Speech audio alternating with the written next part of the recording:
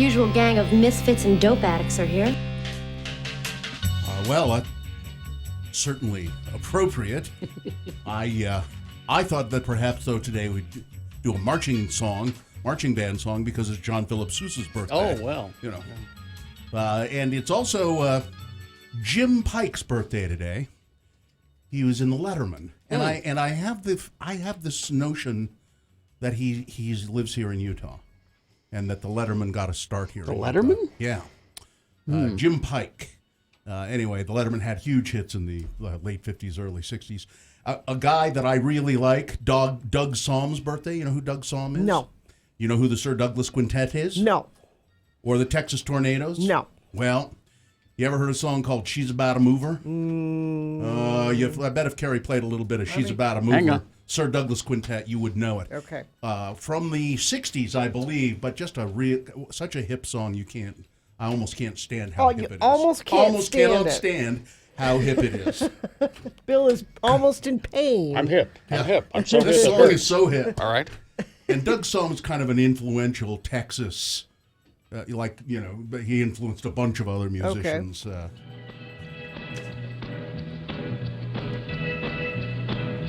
This is all it is. This is the thing that's so hip it hurts?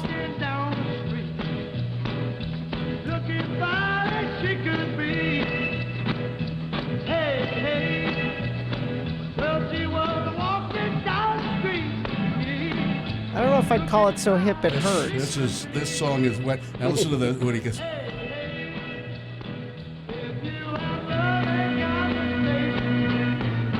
Oh yeah, what I say. Very hip song. And if you don't think it's hip, then you're not hip. I guess not. You are not hip. She's not hip. She's hep. That's a little earlier. A little different. Yeah, it's a little earlier than hip. A little different. That's pre-hip. She's hep. Yeah, she's H-E-P. She's a hep cat, not a hip cat. Somebody named Glenn Free's birthday. Glenn Frey. Glenn Fry. It would be F-R-I-E then, wouldn't it? It's Glenn Frey. I dared Carrie to play Smuggler's Blues, but he didn't. He didn't take the bait. Let me see. That's because Carrie's hip, and you are not. I'm hip, actually. Let me see if Gina FM has the song. Gina FM should have. If it doesn't, I need to talk to the program It's Corey director. Glover's birthday, Gina. I tried. We could have played Living Color yet again for you. I tried. We don't ever get tired of playing Living Color. I don't. It's Bad Religion's birthday, Paul Gilbert's birthday. That's what we do. Oh, that's the On This Day. I couldn't quite place the band in my mind. That's him, huh?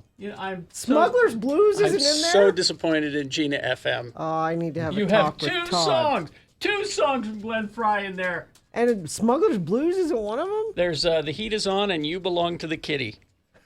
City, Carrie. City. You're not very hip. I'm pretty hip. I don't know. Belong to that kitty. It's not City. Belong to the kitty. So I couldn't place that band that we just played. We got double duty on this one. Oh, okay. On This Day. Yeah. Greg Graffin, right, singer for Bad Religion. I see. Born on this day. And Los Angeles is burning because it is. It is indeed. How old is that song? I don't know. God, I thought maybe it was timely new. as today's headlines. I thought was this a new song? The other thing we could have done, it's Paul Gilbert, guitarist for Mr. Big. We could have done. Really? Does Gina FM have Mr. Big? No, they might have To Be With You. Is it MIS? I don't know why any radio station in the country would have Mr. Big. No, it's just MR Big.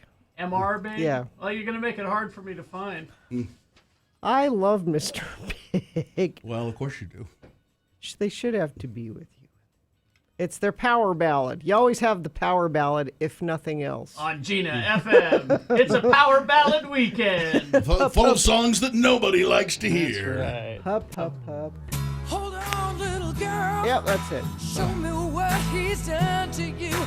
Stand up, little girl. A broken heart can't It's a power ballad weekend on Gina FM. You follow this up with Home Sweet Home from Motley Crue. I'm so glad I don't know this song. It's a perfectly... This is just as hip as that crap we played earlier. No, not really. To be honest, it's hap. Happy, sorry. Come on, little little girl, show me what he done to you. I'm- Show me what he done to He you. was bad to Grammar, you. please, grammar. I'm gonna be nice to you. He was mean to you. That's what they're Show me saying. where the bad man hurt you. Yes. You know, Mr. Big, they're okay, but they're no. Mr. look, Mister. They're no Mr. Mister. They're no Mr. Mister. That's true. You have a lot of misters in there? No. No, there aren't a lot of. Well, let's see. There's Mr. Probs. I don't know that. There's Mr. Big, Mr. Capone E, No, don't know that. Mr. Criminal. Hey, Mr. Criminal. That's a little on the nose. How are you today? How about Mr. Generous? Is he in there? Mr. Cheeks is in here. Generous. Ms. No, but he'll be around. Ms. Mister is in here. And then that's where the Misters end. Oh, that's all the misters. All the Misters. I like the patio misters. So God. those are the misters I like. All right. Well, what are we doing here? Oh, yeah. I guess yeah. we're officially beginning the show. Let's go. So let's do some check-ins here at 877-602-9696. This will let us know that you're ready for a show. You're ready for us to get going. It helps us gauge the temperature of the audience when you call 877-602-9696. A random checker-inner will get a Radio from Hell tote bag. I just used mine at the grocery yesterday. And Courtesy of huge brands. And it's a very nice tote bag with a Radio from Hell logo on the side of it. And today, here's the question I want you to answer. I need a little personal check of my behavior, my civic behavior. A little check of my civic behavior. I was eating a tangerine on the way to work this morning and peeling it and just dropping the peel out the window of the car rather than putting it in a trash bag. Birds will eat it? Yeah, because my rationale is it's organic material. I'll just throw it out the window of the car and it'll be fine. But the birds will take it or it'll decay. And I do that with like an apple core. I'll throw an apple core out the window. But am I littering when I'm doing that really? I just want to check my civic behavior here. Okay. So yes or no, am I littering when I throw apple cores or tangerine peelings out the window of the car? Is that littering? 877-602-9696. And just yes or no, if you want to give one sentence why it is or is not, then fine. But I've never been sure, and I want to make sure I'm acting accordingly. Okay. All right. Thank you very much. We'll take a break. We will be back with your check-ins, 877-602-9696. HasterGames.com. Yes, that is their website, but you should really go down and see them at 6831 South State if you're a gamer, if you're into board games like D&D, Dungeons and Dragons. Of course, if you're into board games, you know what I mean when I say D&D, but maybe you're just starting. Magic the Gathering, Pokemon, you're going to love Haster Games. They carry the best selection of all the latest board games and Magic products. Also, they will buy your pre-owned board games and Magic products. I mean, as long as they're in good shape and still have all the pieces. New release in stock is Dungeons & Dragons book, Tyranny of Dragons. This book brings two adventures to the table, Horde of the Dragon Queen and The Rise of Tiamat. And on November 9th, Haster will be holding a pre-release for Magic the Gathering, Throne of Eldraine. The price to enter is $30 with the tournament starting at 4 p.m. Players can sign up for the event in-store. And as always, Mondays are board game nights at Haster. If you're looking to play some great games with some great people, board game night's a good place to meet people. Haster has open board gaming all the time. If you and a few of your friends just want to sit down, grab one of their games from the library. They got like 300 games in the library. Give it a try. 6831 South State. They're open 11 a.m. to 10 p.m. Monday through Saturday, noon to 5 on Sunday. Haster Games.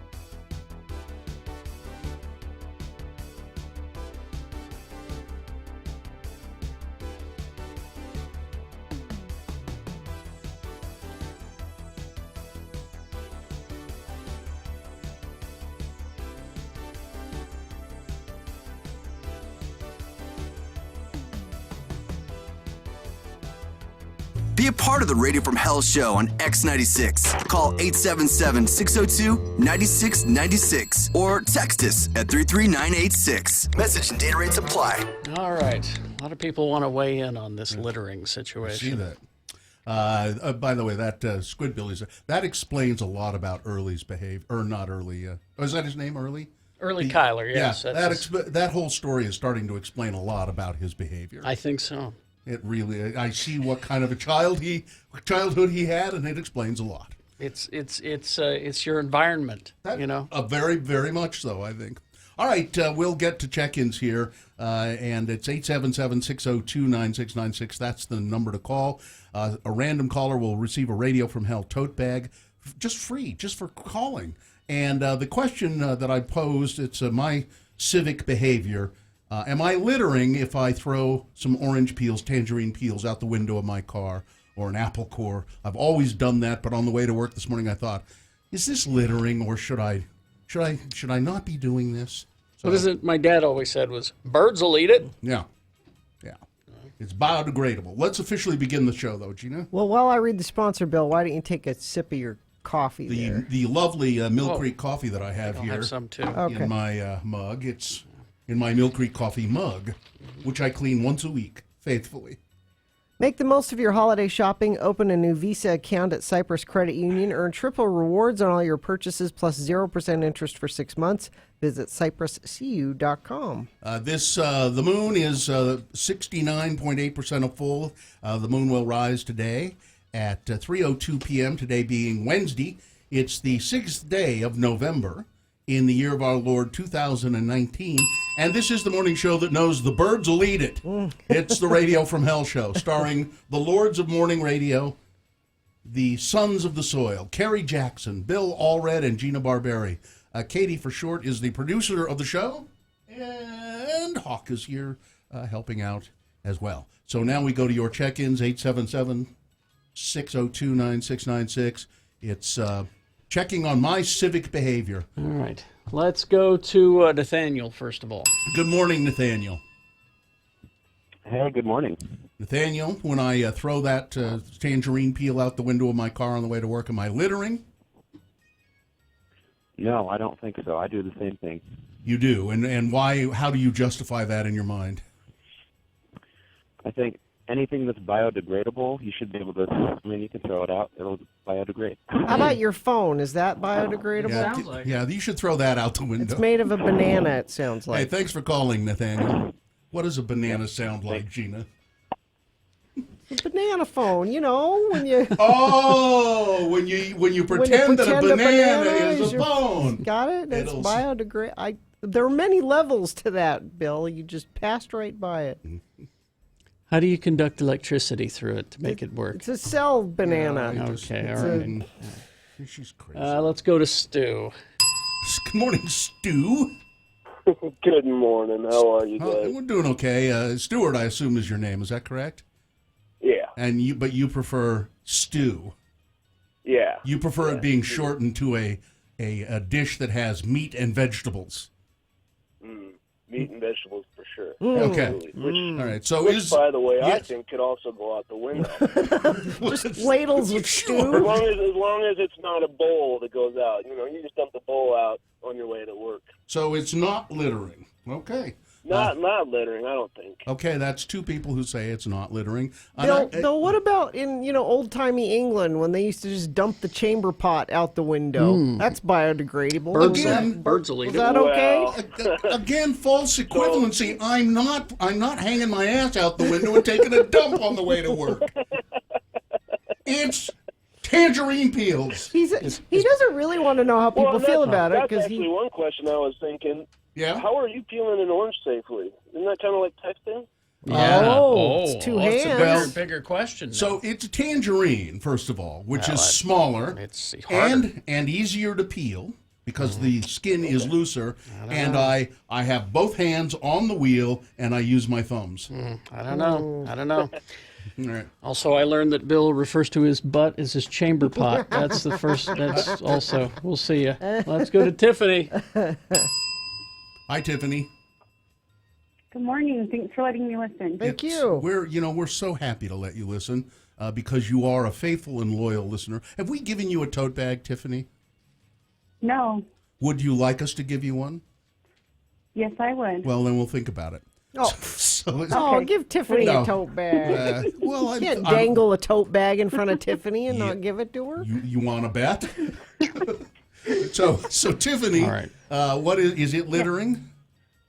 Hell no. Hell no. Not just no. It's hell no. And you say it's not because why? It's biodegradable? Yeah, but also it helps feed the little rodents that are looking for it, especially this time of year. Yeah, it helps feed the rats that live in the city. Yeah. Exactly. Okay. Yeah. Tiffany, we're going to give you the tote bag because nobody else has called. Not that we like you particularly. All right. Just Thanks, Tiffany. Now, I think we have the final on. word here Yeah. from a trash man. Oh, okay. Who We have would a few know? of those that listen. Yes. From your friendly neighborhood trash man, orange peels are garbage. Apple cores are okay. That's from a trash man. Well, but I need the rationale. Why is what's- that? Do apple cores disintegrate? quicker? Probably they do. I don't know. Lady Raccoon says chucking fruit peels encourages pests and leads to more roadkill because it attracts animals to the point. road. Yeah, Not that's a a good point. thing. That's a point. Let's see. Kids are biodegradable. Can I throw them out too? No. No, I get Okay. these false equivalencies that people are coming up with. Let's see. I'm sure the law says it's littering because it's garbage in a place it isn't supposed to be. But if it's biodegrades, I think it should be fine. Unless you're a judge. Yeah. Putting items for birds to eat in the road is dangerous for the birds. Yeah. Yeah. I think what the bottom line to me is probably if a police officer had a mind to, he could cite me for littering. So probably not do it. So it's probably not a good idea, even though I've done it for most of my life, and I'll probably continue to do it. But probably it is littering. That's what I'm kind of thinking. Okay. All right. Thank you. Thank you very much. Glad we cleared that up. I'm glad we did. So far, things look good traffic-wise. If you see something, though, like apple cores in the road and you want to report it, 33986. Introducing Jiffy Lube Multicare. Get services on brakes, batteries, spark plugs, and more. Jiffy Lube, you can do more in a jiffy. JiffyLubeUtah.com to buy oil changes online and save big. Okay. Well, somebody says there's a kid's book called "Yeah, What If Everybody Did That?" Exactly. So there would be a problem. Exactly. God, written by everyone's mother. Yeah. All right, we will take a break. We will be back. Big boy news, opinioendo, things that must go, all in the next break. Stand by for that. UtahAdvocates.com is Maybe the you website. slip on a banana peel. Yeah. Or maybe you slip on a phone. Maybe And then get injured. you could.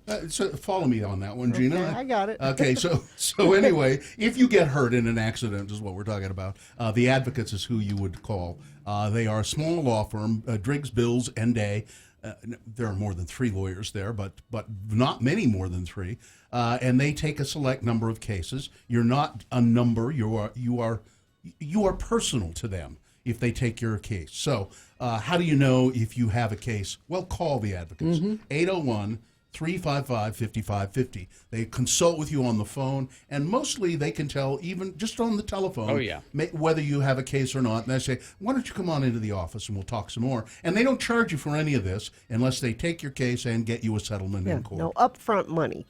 Yeah, nothing up front. So call them, 801-355-5550, or their website. There's a chat feature there, UtahAdvocates.com.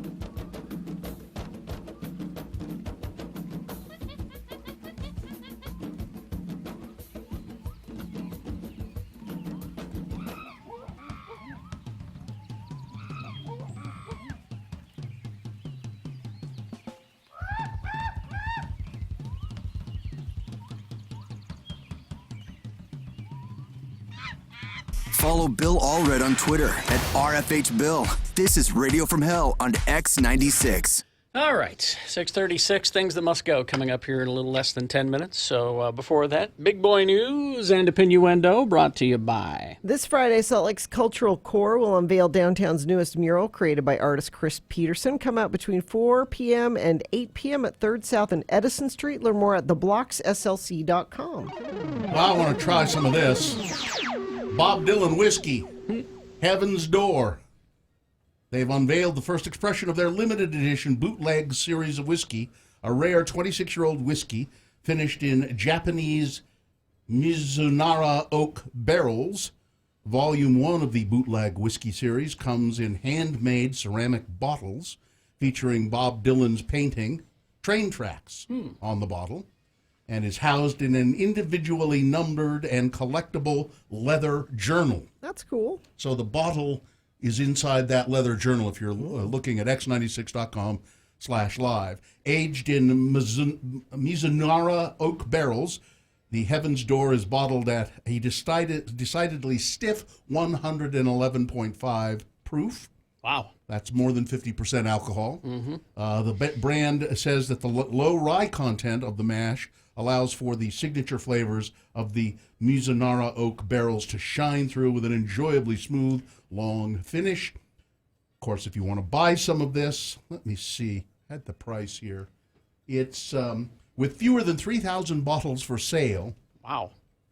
At a suggested price of $500 a bottle. Holy cow. The 2019 edition of the bootleg series is now available for pre-order at select retailers nationwide. And we probably can't get it here because if you special order through the liquor store, you have to do a case. And that would be expensive. And there you go. Well, if they do get it here, you won't pay more than the suggested price of $500 a bottle, which is nice. That's a lot, though. Yeah. The bottle's really cool looking. I like the ceramic bottle too. Yeah. And it's I didn't know Dylan did Painted. painting, and it looks kind of nice. Let's see, and then Jamie Lee Curtis, her dad was Tony Curtis, and she says my dad had a really bad alcohol and drug problem, and you know how she knows that? How does she know? Well, she knows that because she once did coke and freebased with him. Yeah, we did it. We did it That's together. She serious said. drugs. I knew my dad had an issue because I had an issue, and he and I shared drugs. There was a period of time where I was the only child that was talking to him. I had 6 siblings. I have 5. My brother Nicholas died of a heroin overdose when he was 21. She continued, I shared drugs with my dad. I did cocaine and freebased once with my dad, but that was the only time I did that, and I did that with him. He ended up getting sober for a short period of time and was very active in recovery for about 3 years. It didn't last very long, but it did last a minute. He found recovery. He died in 2010 of cardiac arrest. He was 85. So even though he abused himself all of his life, he managed to make it. He made it to 85. Yeah. How old was his hair? He was a handsome man when he was young, wasn't he? So if you were waking up this morning in Salt Lake City and thinking, I wonder if we know who the mayor is. Yeah, I was actually. Well, I didn't wake up in Salt Lake City, but I was wondering. Thank God you were home. I'm glad you were home. Where am I? And who won that? How did I get this? So she has not declared victory. She hasn't. Okay. No. Whoever the she is. But Aaron Mendenhall has a big lead. Really? The latest results as of this writing, and I forget what source this is. Let me check, just to give them credit where credit is due. That kind of surprises me. This is from Fox 13. I thought Liz was doing better. But no, she, as of late last night, early this morning, Mendenhall had 58.60% of the vote, with Escamilla at 41.40%. That's a lead. Yep. The latest results, the election results are looking lovely, Mendenhall said. I'm not ready to declare victory, however, because there are still votes to come in, absentee votes and so forth. In an interview with Fox 13, Escamilla said, I'm not ready to concede. We know that voting by mail has changed the way we do elections. Yep. And let's wait till all the votes are counted. So we'll wait. I want my vote counted. Salt Lake. Would you get Sherry Swenson on the line from the Salt Lake County Count my Clerk? vote. Gina wants to make sure her vote gets counted. Anyway, Luz said that we know voting by mail has changed the way we do elections. And like I said, we did such a good job these last 4 days. We want to wait for the numbers, and we remain optimistic. Salt Lake County Clerk Sherry Swenson said she expected to release more ballot returns Thursday and Friday. Those are provisional ballots and ballots that have been dropped off at vote centers on Election Day. Ogden Mayor Mike Caldwell seeking re-election, facing Angel Castillo. Early numbers show Caldwell with a lead, but by over 1,000 votes. In North Ogden, just a year after the death of the late mayor, Major Brent Taylor, he was killed in Afghanistan. Two new candidates were running to take the place of Mayor Brent Chugg, who served as interim mayor when Taylor was deployed and was elected or selected as Taylor's replacement. So it's Neil Berube against Lynn Satterthwaite, and it looks that's very close as well. Nobody declaring victory there. Oh, and let's see. Well, I've got some city council, Salt Lake City Council results here too. Just quickly, Salt Lake County District 2, or Salt Lake City District 2. That's west of I-15 and generally south of North Temple. Andrew Johnston, the incumbent, is leading the challenger Moroni Benali. I wonder if he's local. Yeah, I wonder if he's a Navajo Mormon. I would suspect that would be the case. City Council District 4, let's see, Anna Valdemoros, she was the incumbent. She was appointed to that seat when Derek Kitchen ran for legislature and was elected to the legislature. She was in the city planning office or something. She was selected by the I don't know how that happens exactly in city, but she was just selected to fill the seat, and so she was running for the first time as the incumbent, and she's winning handily there. District 6, Dan Dugan over Charlie Luke. That's very close, though. Yeah, no, there's no call on that one. District 4, 3,413 to 3,408. Oh, yeah, I wouldn't be calling that. No, nobody's calling that. No. So there'll be more results coming out today, tomorrow, and probably even Friday. Although, again, just to go back to Erin Mendenhall, she is it's surprising what a strong lead she has. It's going to be hard to make that up. Not impossible, but it would be hard to do. Republicans appear to have lost the Kentucky governor's mansion in Tuesday's off-year elections to a Democrat who Donald Trump publicly pilloried less than a day before the polls opened. He publicly pilloried? Poorly he did, because the president didn't have any effect on it, apparently. The president rallied Kentuckians one day before the polls opened, gambling on taking the credit if the GOP governor kept his job. But now Trump's coattails appear to have shortened. Democratic State Attorney General Andy Beshear led Republican Governor Matt Bevin, not by much, 0.3 percentage points, but that slim margin of 4,658 votes was enough to make Democrats giddy about seizing power in the state capitol. It seems to be that the Democrat will be declared not conceding yet, but yeah, but it looks as though he'll be the winner in that case. So this Ambassador Sondland, his impeachment testimony. So he said a few days ago, Ambassador Sondland said there was no quid pro quo.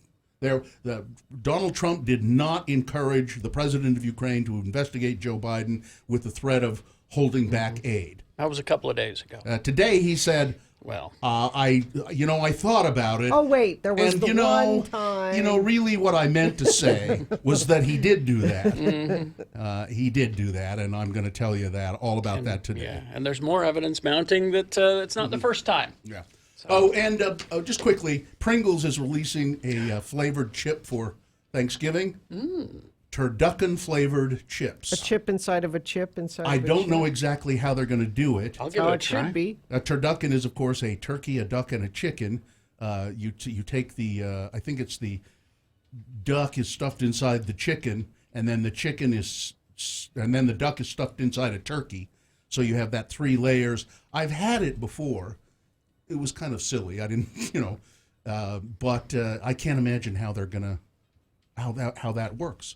but we'll find them and let you know. All right, that's it.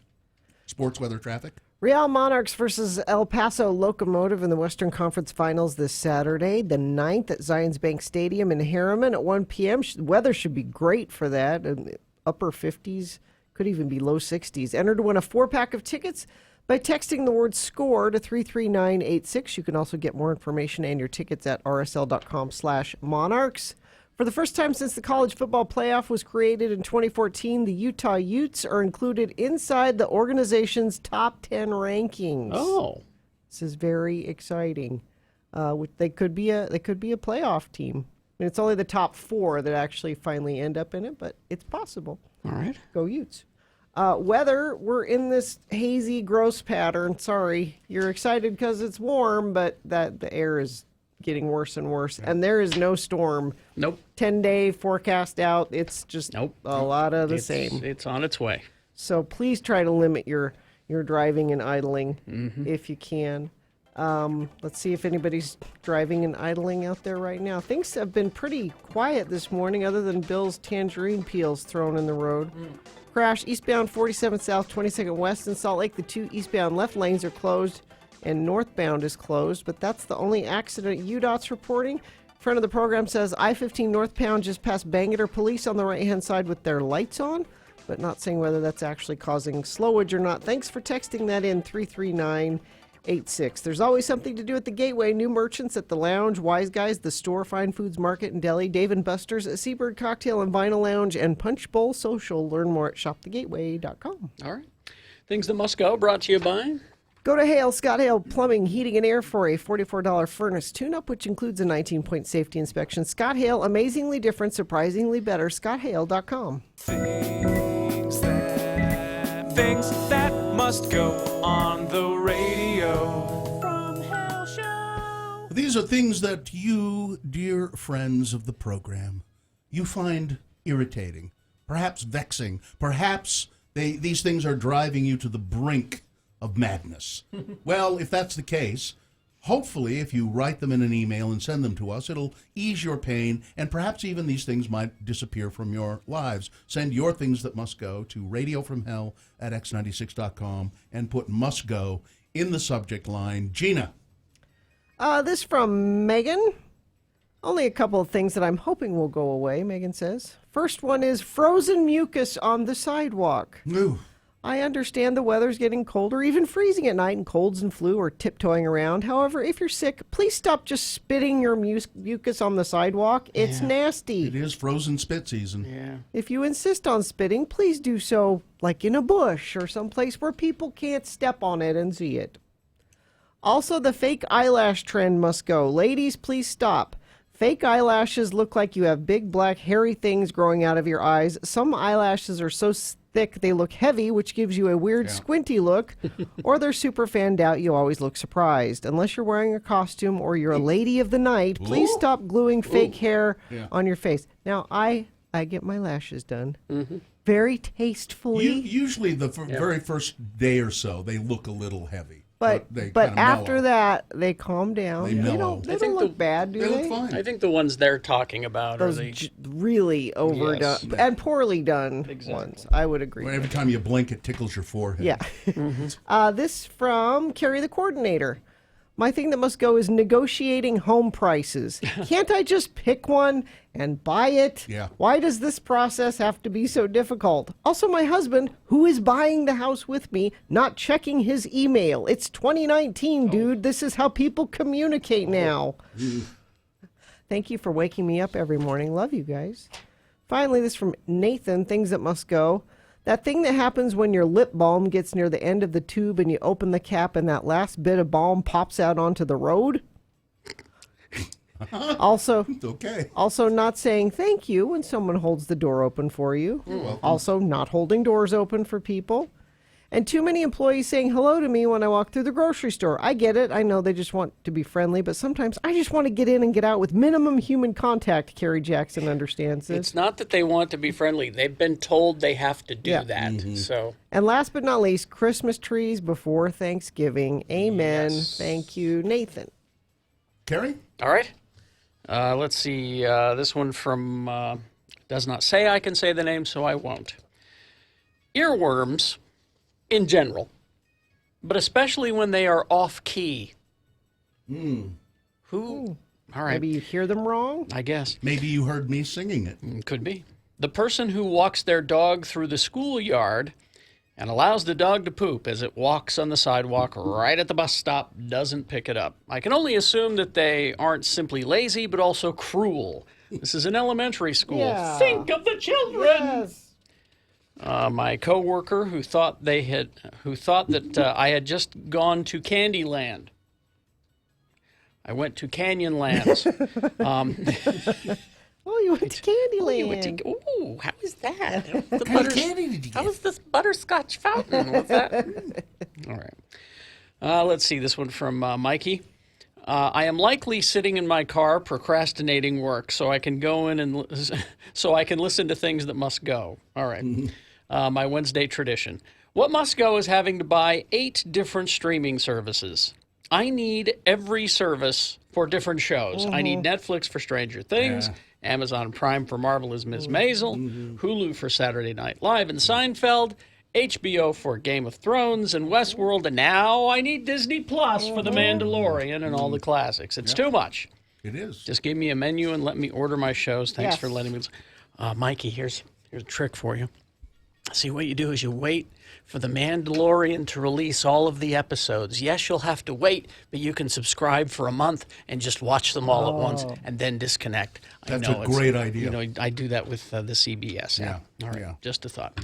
Let's see. Call me Frank. Hi, Frank. I'm an Amazon delivery person, and if you have something delivered and you'd like to be helpful, putting easy to find on the delivery thing isn't helpful. No. I'm sick of getting ranting notes about, I know Google and other maps don't bring you here. Just try harder. That must go. Plus, something like, street number is above the garage, or house with a blue mailbox will get you close, or something. And finally, this, Alicia says, things that must go. My mom's cat pooping on the recliner. Jeez. On the recliner. Okay. Must go. This one says, Bill, my husband, my son, and I saw the Rocky Horror Show on Saturday, October 26th. The play was great. However, I cannot get the song Science Fiction Double Feature out of my mind. I hear it in my head when I wake up, throughout the day, when I go to sleep. I've tried to get other earworm songs in my head, but to no avail. There were several from Family Guy on November 3rd, but nothing took. Nothing to. This must go. Do you have the Rocky Horror Show songs constantly in your head? Thank you. April. I do, in fact, ever since I started working on this play, and I can't get them out of there. I assume it'll go away when I'm done with the being in the show, but I mean every day these songs go through my head, and it's At least it's a good song. It's one of my favorites, actually. And we've got the wrong version here in the system, just so you know, Gina FM. Really? Yeah. this is, I don't know what this This is one the closing version of Oh. it, and it needs to be the opening. That's a bad choice. You know the remake of Rocky Horror, the Broadway revival in the 80s. That soundtrack is great. And the riffraff is better than Richard O'Brien. Let's see, this from Please Use My Name. It's Riley. I am sick and damn tired of my coworkers doing bare minimum work and getting paid the same as me. Don't what you immediately looked at me when you said that. Immediately. You're paranoid. I feel like I'm decent at my job, and this creates the problem of I get to do the job of 2 people while there are other people who make the same amount of money as me, and they can just hide away and do the bare minimum, either give me a raise or get rid of them and give me some help. Thank you for all you do, lords and lady. I'm not looking at you, Gina. Kind of And finally, this one. Dear lords, the thing that must go are the Christmas commercials, which started as soon as the clock struck midnight on November 1st. I am already burnt out. Thanks for making this go away, Paulette Platt. And that's it. things that must go on the radio. From Hell Show. Crash southbound I-215 west at 5th North in Salt Lake. The two right lanes are blocked there. A couple of friends of the program actually sending that in. They said 3 or 4 cars involved in that. So thank you for sending that in via text at 33986. All right. Thank you very much. We'll take a break. We will be back. Boners round 1 on the way. Oh, we got something to give away coming up here, too. We do. Really good prize. Yes. Diamonds Direct. Diamonds Direct is where you want to go to buy jewelry. Diamonds in particular, but they have all kinds of jewelry at Diamonds Direct. Diamond earrings, for instance. These are great, and they, as a matter of fact, they're the biggest seller at Diamonds Direct. They're a great Christmas gift. Yeah, they sell more diamonds earrings than anything. I've had people classier than I say that every woman should have a little black dress and diamond stud earrings. It's true. It's a good go-to. Diamond earrings, diamond stud earrings. They, by the way, those are eligible for an upgrade at Diamonds Direct as well. So maybe you want to buy some little tiny ones. That's all you can afford right now. Then in a year or so, upgrade. You get 110% of your purchase. So you can go from a 1 carat pair of studs to a 2 carat pair and so forth. Diamonds Direct, they're awesome. They have the best selection of any jewelry store anywhere. No middleman, direct importer prices on diamonds, strongest warranties and guarantees in the industry.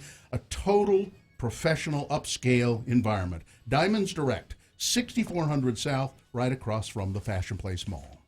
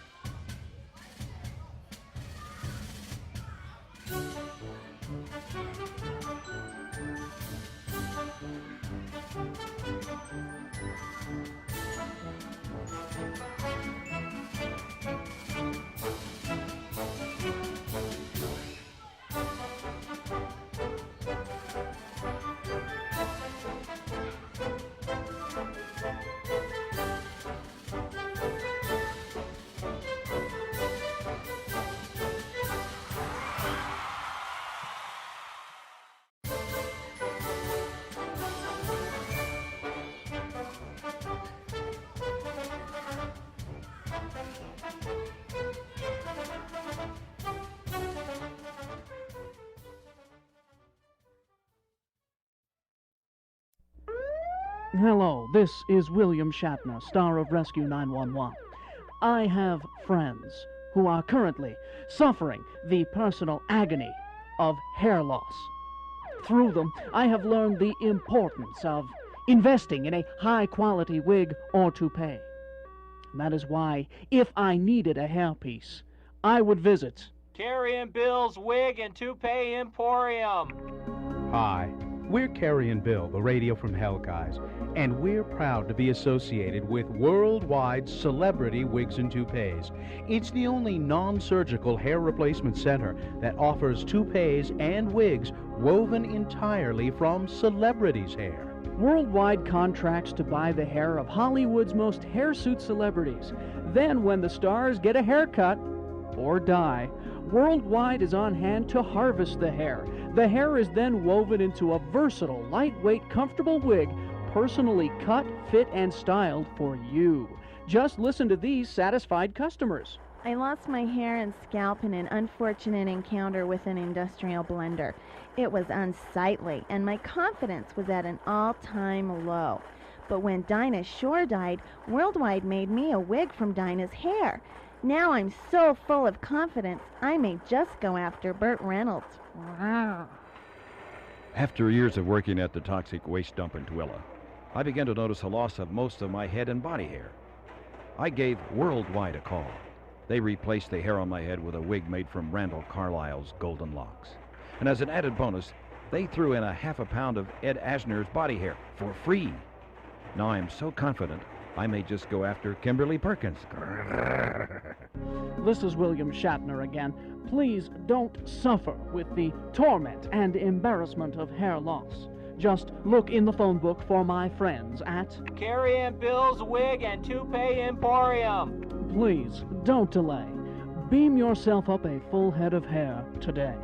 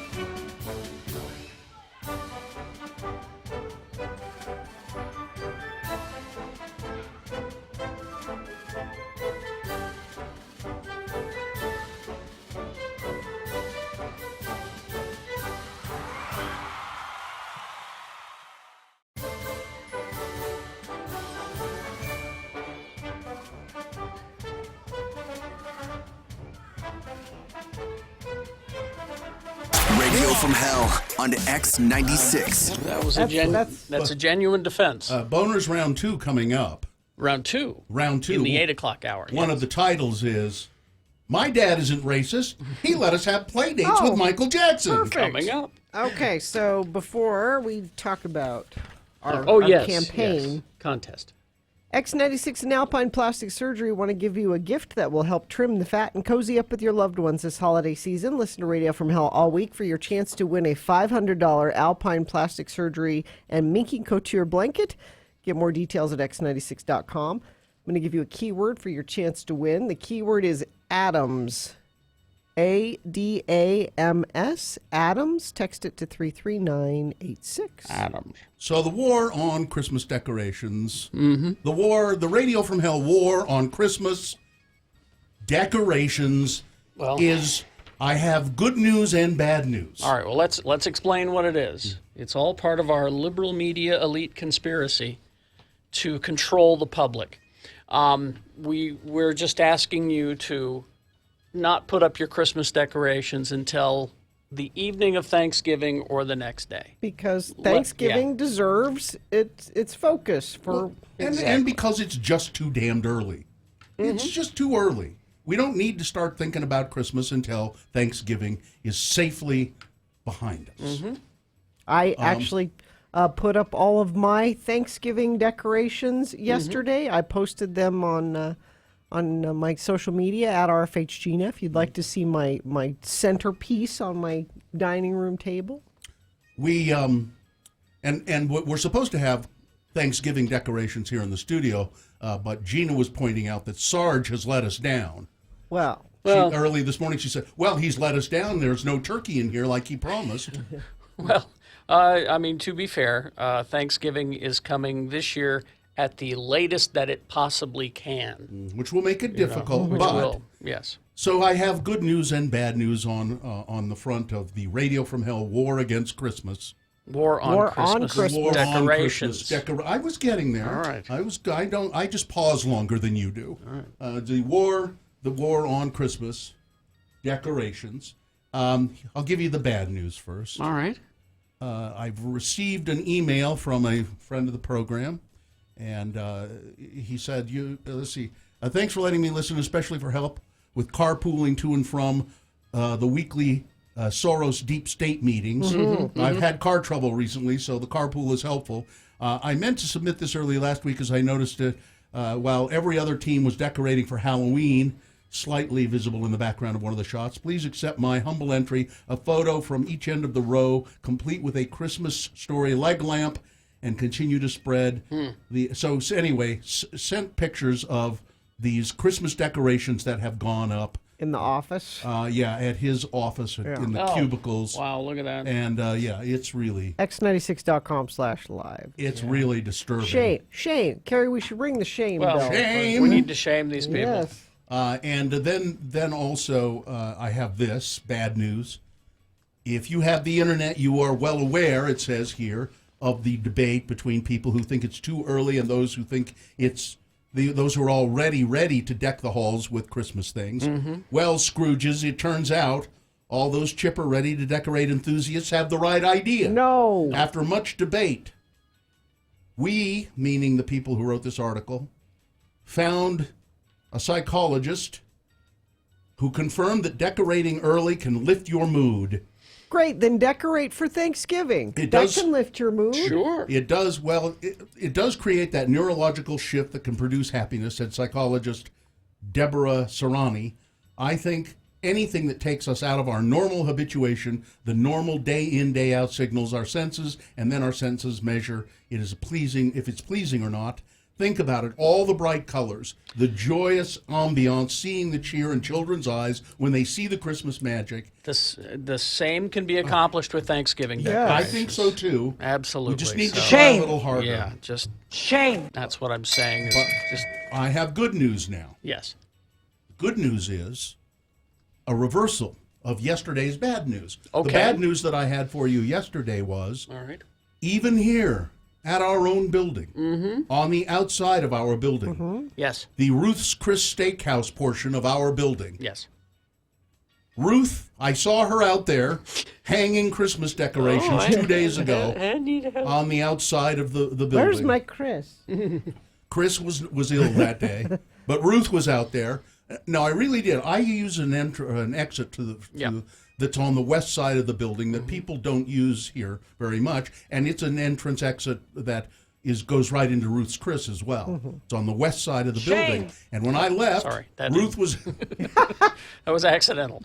Ruth was out there putting up big lighted up Christmas wreaths on the outside of the building. And when I came to work yesterday morning in the dark, yes, indeed, there were Christmas lights all ablaze on the shrubs around the building, and 2 big wreaths with red bows on them all alight. And I came in and told you about it. Yes.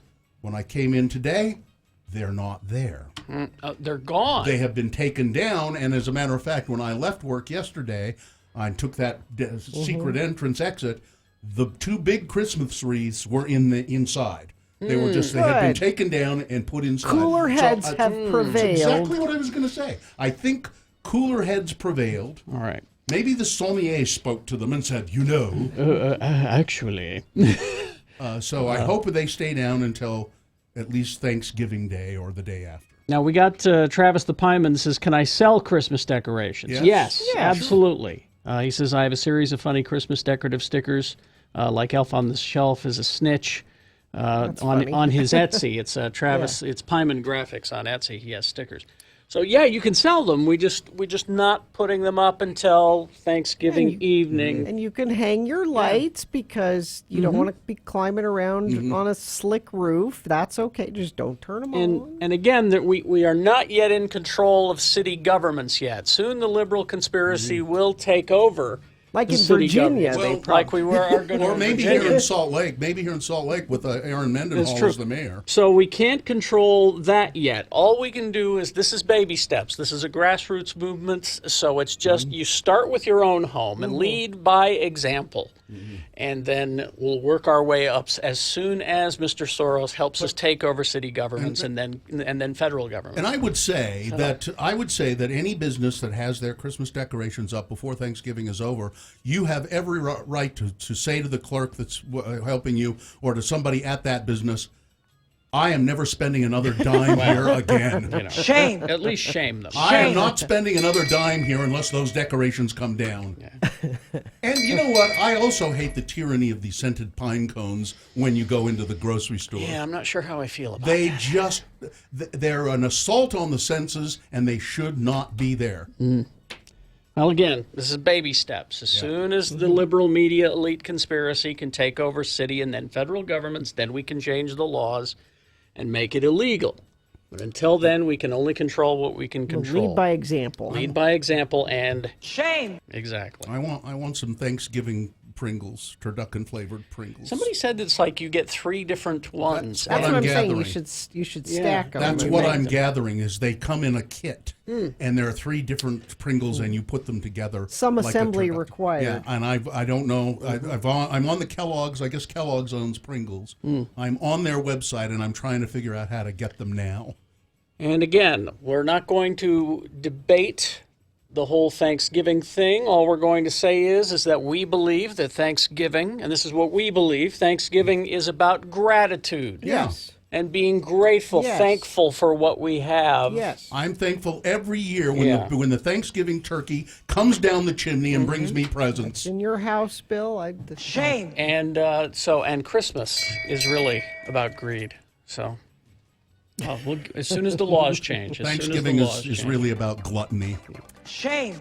Crash southbound I-215 approaching the I-80 West interchange near the airport. According to our attorney and several friends of the program, the wreck on 215 at 500 North has traffic backed up into Davis County. Find another way to go to work if this is your route. So that's the only accident being reported, but it's a pretty bad one and affecting a lot of friends of the program. If you see something, you can text it to us, 33986. Okay, Boners round 1 coming up. Here are the candidates. Number 1, I had 3 or 6 beers. Boner candidate number 2, save the Paseo, down with Dr. King. And number 3, the mystery of a Florida woman's groin. Oh, yes. All right. We got that. Also, Big Boy News and Opinioendo, all coming up after these. Stand by. Gina, Lightstream. Lightstream, yeah, speaking of Christmas, and you want to save some money and maybe free up some room on your credit cards so you can do some Christmas shopping. Lightstream might be a good way to do that. You can get a rate as low as 5.95% APR with autopay. Autopay. That was very Then different. you can go play your Christmas shopping with your freed up money on your credit card. That's way lower than the average industry rate of 20% APR. Plus, that rate is fixed. So as other rates continue to rise, your low rate won't budge. No fees. You can even get your money as soon as the day you apply. Now, you can get a special rate discount, but only by going to this website, lightstream.com/X96. That's LIGHTSTREAM.com/X96. Subject to credit approval, rate includes 0.50% auto pay discount. Terms and conditions apply, and offers are subject to change without notice. Visit lightstream.com/X96 for more information.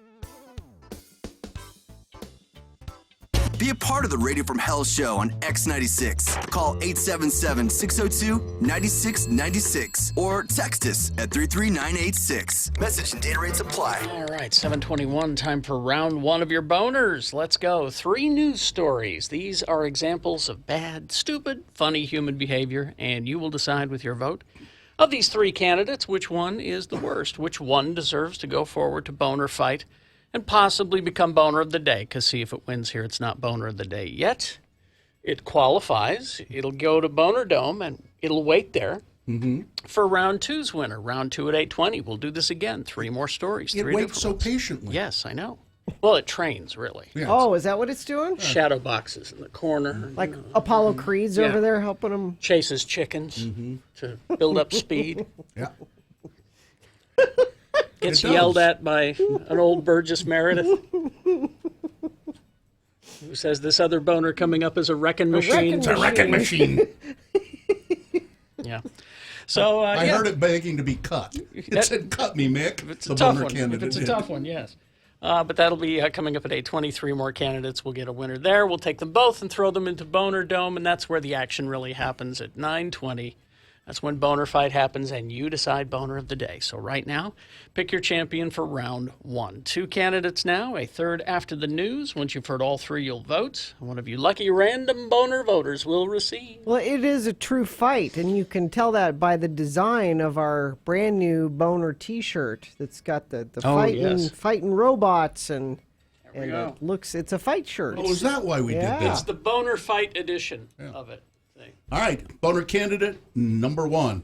Yeah, I had 3 or 6 beers.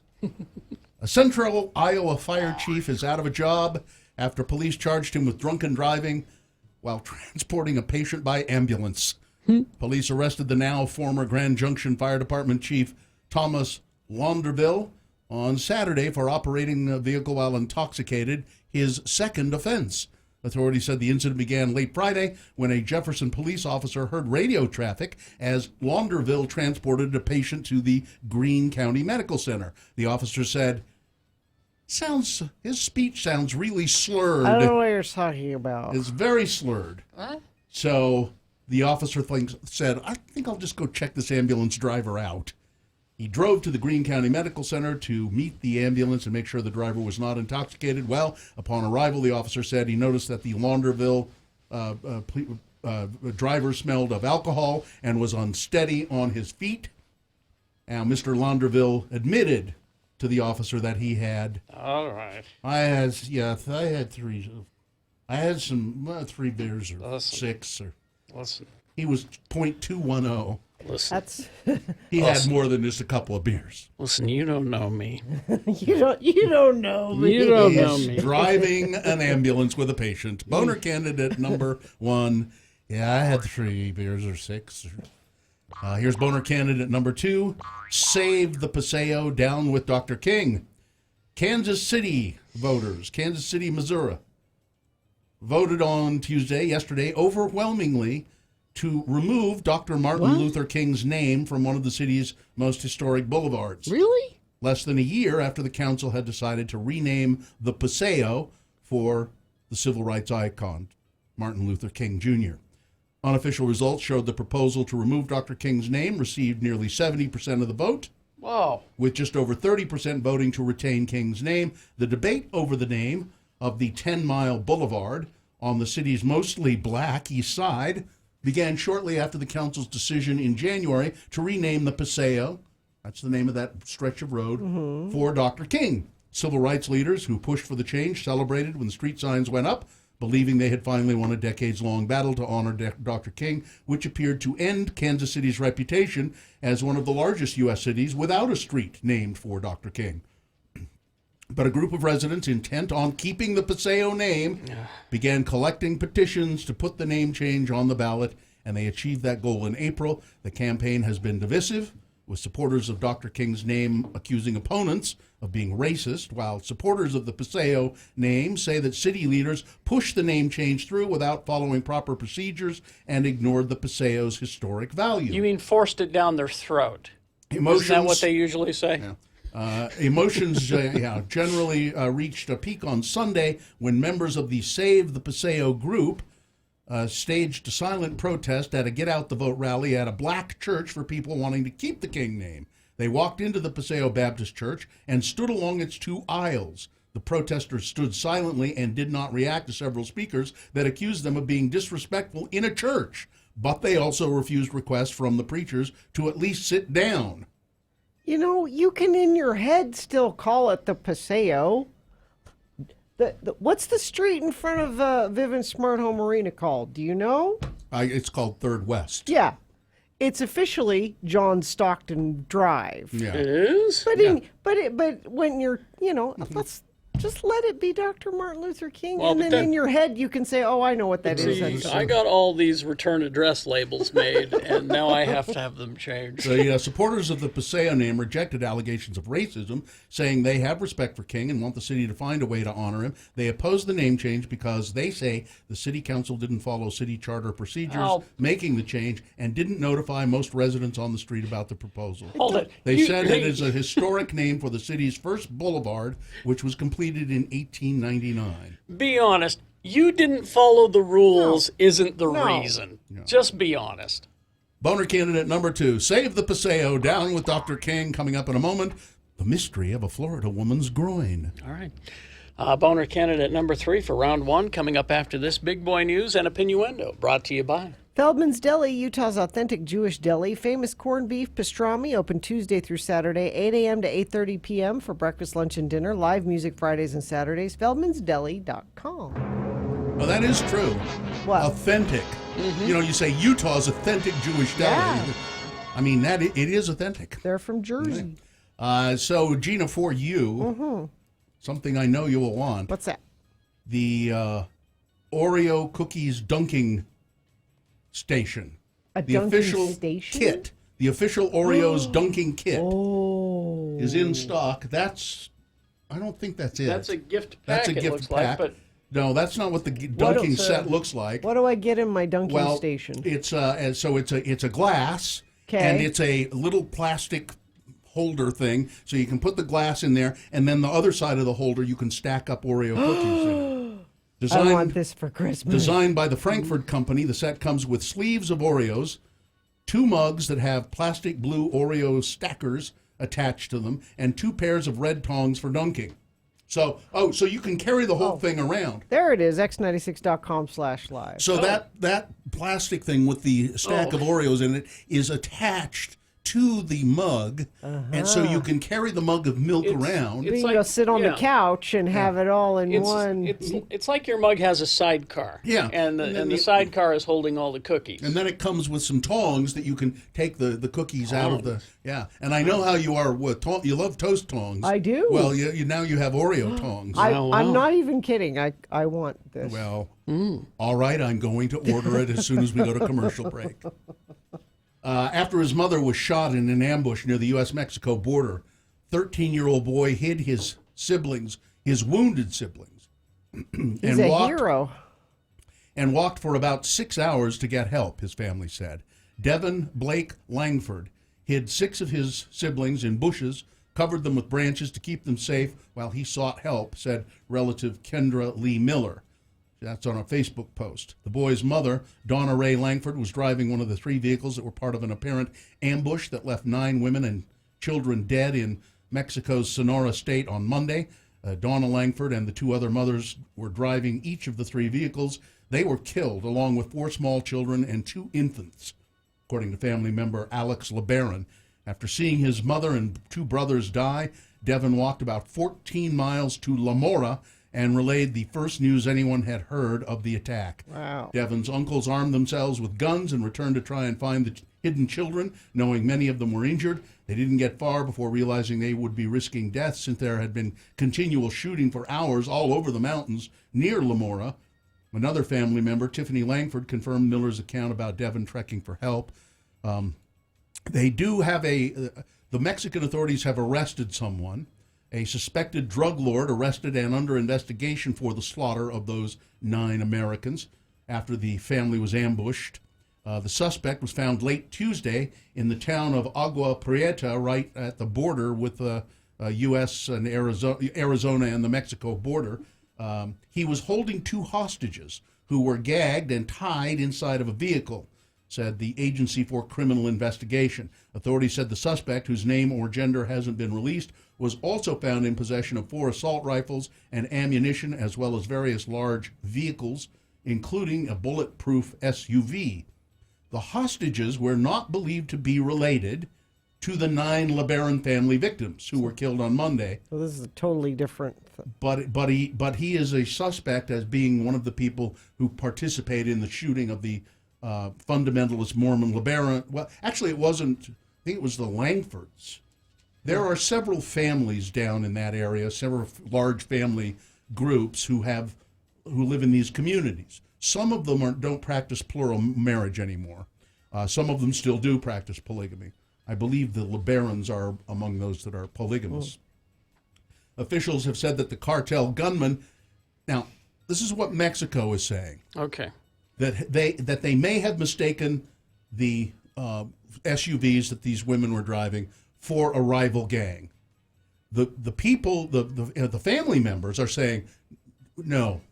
This was targeted. We have had there have been tensions with the drug cartels for a long time. And one of the mothers apparently got out of the car and held up her hands like, look, we're just mothers and kids. And they shot her anyway. Yeah, that was Ronita Miller.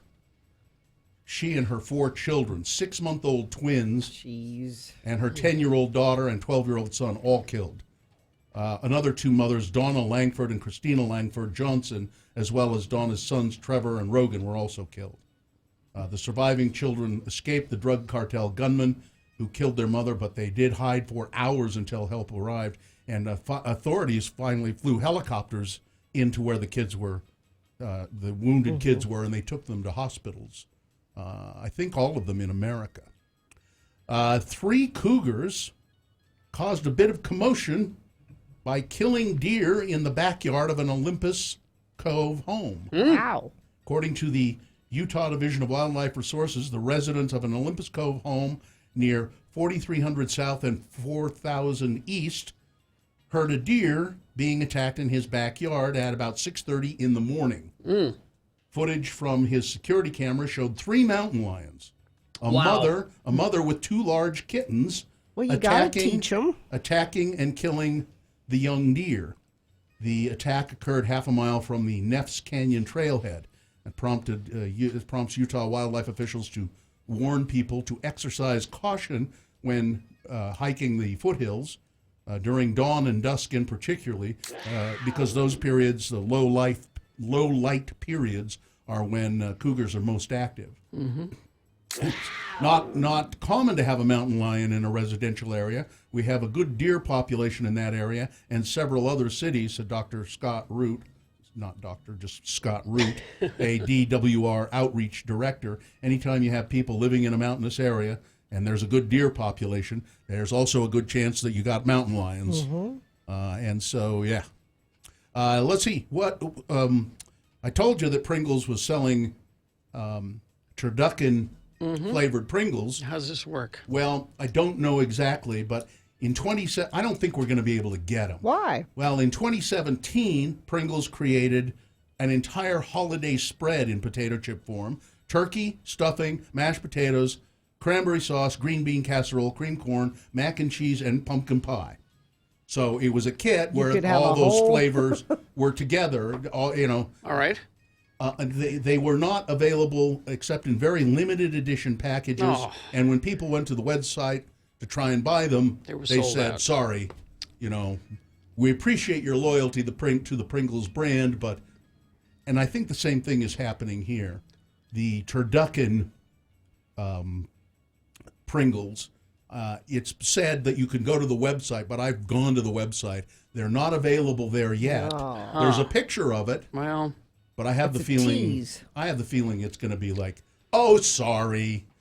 Maybe they don't even exist and it's an online prank. I'm wondering. They are hoping you just buy regular Pringles. And then while you're there, exactly, you'll go, okay, I'll get ranch. What are the most commonly served Thanksgiving side dishes? I'll do this coming up. Let's save it. Yeah, okay. Let's do a whole Thanksgiving. Let's do a Thanksgiving break. I've got Coming up. America's favorite side dishes will be coming up as well. All right, stand by for that. Weather, traffic. Well, weather and air quality that's mostly what our weather is for the next 10 days. As far as I can see out, we're warm, which is kind of nice, like if you want to go to the soccer game on Friday, but the air quality is getting progressively worse. We'll have a high of 61 today and mostly sunny, but try to limit your driving if you can because we're in the inversion season. Traffic, we've got a crash southbound I-15 at the top of the on-ramp from 47th South in Taylorsville. Cars are into the barrier on the right. Terrible backups southbound I-215 approaching the I-80 West interchange near the airport, backed all the way toward Legacy Parkway. Our attorney says you should find another way into work if that's your usual route. Let's see. Another friend of the program says accident southbound 215 just before the 1 mile marker for Redwood Road. Emergency vehicles are blocking the right lane. Use caution there. Congested traffic I-15 southbound. Yeah, it's the same one they're sending. Somebody else has a 6-car crash. 48th West, 35th South intersection is blocked. And if you see something you want to share, please text it to us, 33986. Be prepared for your day. Watch 2 News this morning on KUTV2 from 4:30 to 7 a.m. April says that they won't be available on the website, the Pringles, till tomorrow at 12. So be ready. Okay. Okay. All right. Here's boner candidate number 3. The mystery of a Florida woman's groin. This is mainly here as a boner candidate, so I could say mystery of a Florida woman's groin, but that's what it says right here in the story. It took x-rays, a CT scan, and a doctor, but sheriff's investigators apparently have solved the mystery of the groin. The case began at the St. Lucie County Jail as 33-year-old Vero Beach woman was at the facility's booking area. Asked whether she had drugs or contraband, she said no. No. Yet, when the woman went through a body scan or x-ray type procedure, investigators saw a circular shape in her groin area. A circular shape. A strip search revealed a white piece of matter in her groin area that she refused to remove. She was taken back to the body scanner, which again showed that circular shape. So officials decided to take her to Lawnwood Regional Medical Center. We'll go get it. A CT scan was conducted that showed more detail than a standard X-ray. That doesn't matter. In this case, the 33-year-old Vero Beach woman CT scan showed several foreign objects inside her body. Removed by a licensed physician, the objects included plastic bags, glass vials, and methamphetamine, heroin, and MDMA, all of which were most definitely against the rules. Wow. Boner candidate number 3, the mystery of a Florida woman's groin. All right, so let's review the first 2 and vote. Boner candidate number 1, I had 3 or 6 beers. A slurred speech of on a police scanner from an ambulance driver. The cops investigate and find indeed the ambulance driver is drunk with a .210 blood alcohol content. Boner candidate number 2, save the Paseo, down with Dr. King. Kansas City votes to remove Martin Luther King's name from what they say. We're doing this because the Paseo is a historic name for that street. It's Spanish for walk. And boner candidate number 3, mystery of a Florida woman's groin. All right, there you go. You've got to decide of these 3 candidates which one is the worst. Which one deserves to go forward to boner fight and possibly become boner of the day? If it wins here, it secures a spot in the Boner Dome at 9:20. That's when boner fight happens, and you'll decide boner of the day. So we need to pick a champion here to send. And then next hour, we'll do this again with 3 more candidates at 8:20, and we'll pick a champion there. We'll take both of those and throw them both into the Boner Dome at 9:20 to decide who is boner of the day. So pick your champion for round 1 right now. 1, 2, or 3. Remember your candidate number, the one that you think should win. Put that single digit in the message of a text, and then text that to 33986. Or call 877-602-9696. Use your voice. Katie, take your vote. Or go to x96.com and look for the box that says Boner Voting November 6, 2019, and vote there. We've got less than 300 seconds to do it, so let's go. This is round one. Brooklinen.com. It's all about comfort. I love comfort. It's a hobby of mine. Self-care, I call it, because if you just say, what's your hobby? I like being comfortable. People think, well, but if you say, I'm very into self-care. Yeah, that sounds healthy. It sounds much more healthy. It's not just about the sheets that, at our house we love so much. We're talking about now, they've expanded at Brooklinen. Luxury sheets, bathrobes, loungewear, towels, all of this stuff without the luxury markup. So they've moved beyond the bedroom to offer essentials for your bathroom. Shower curtains, bath mats. They've even launched an ultra-soft loungewear. Makes you feel like you've never left the bed. So if you like softness, comfort, essentials to help you relax, Brooklinen has it all. I couldn't recommend their products more for graduates, newlyweds, friends, or family. Treating yourself to the bedroom upgrade you deserve. Christmas is coming. Get that taken care of. Get 10% off and free shipping anytime when you shop brooklinen.com and use the promo code Jackson, my last name, Jackson. Brooklinen is so confident in their product that all of their sheets, comforters, and towels come with a lifetime warranty. But to get 10% off and free shipping, go to brooklinen.com. That's BROOKLINEN.com and use the promo code Jackson. Brooklinen, everything you need to live your most comfortable life.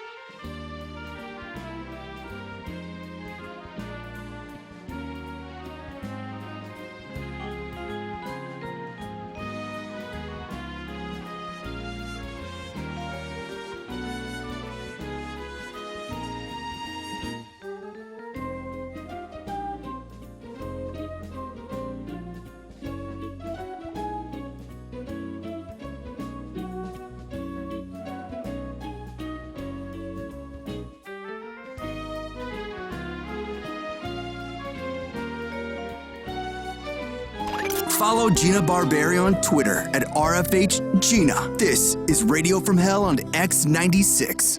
All right, 7:48. It's time to award round one of your boners. And it's brought to you in part by a pasta dish that I'll never make again. Terrible pasta dish? It wasn't terrible. It just wasn't. Well, it didn't live up to the picture of on the recipe. What was it called? I forget. Shred Festival, Salt Lake's biggest winter kickoff festival, returns to Liberty Park Saturday and Sunday, featuring rail jam, beer fest, lumberjack competition, axe throwing, and music from the Lil Smokies. Woo! Details at shredfestival.com. Boner candidate number one was, I had 3 or 6 beers. The ambulance driver. He sounded drunk on the dispatcher's, on the dispatch. And so a cop said, I think I'm going to go check this ambulance driver out at the hospital. Sure enough, drunk. Boner candidate number 2, Save the Paseo, down with Dr. King. Kansas City voters voting overwhelmingly yesterday to remove Dr. Martin Luther King's name from a street and put the name of the street, the Paseo, back on the street. And boner candidate number 3, The Mystery of a Florida Woman's Groin.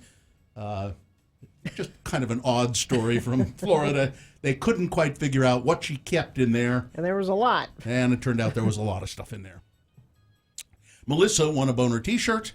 And the winner, fairly convincingly, boner candidate number 1, I had 3 or 6 beers. Really? Okay, well, there you go.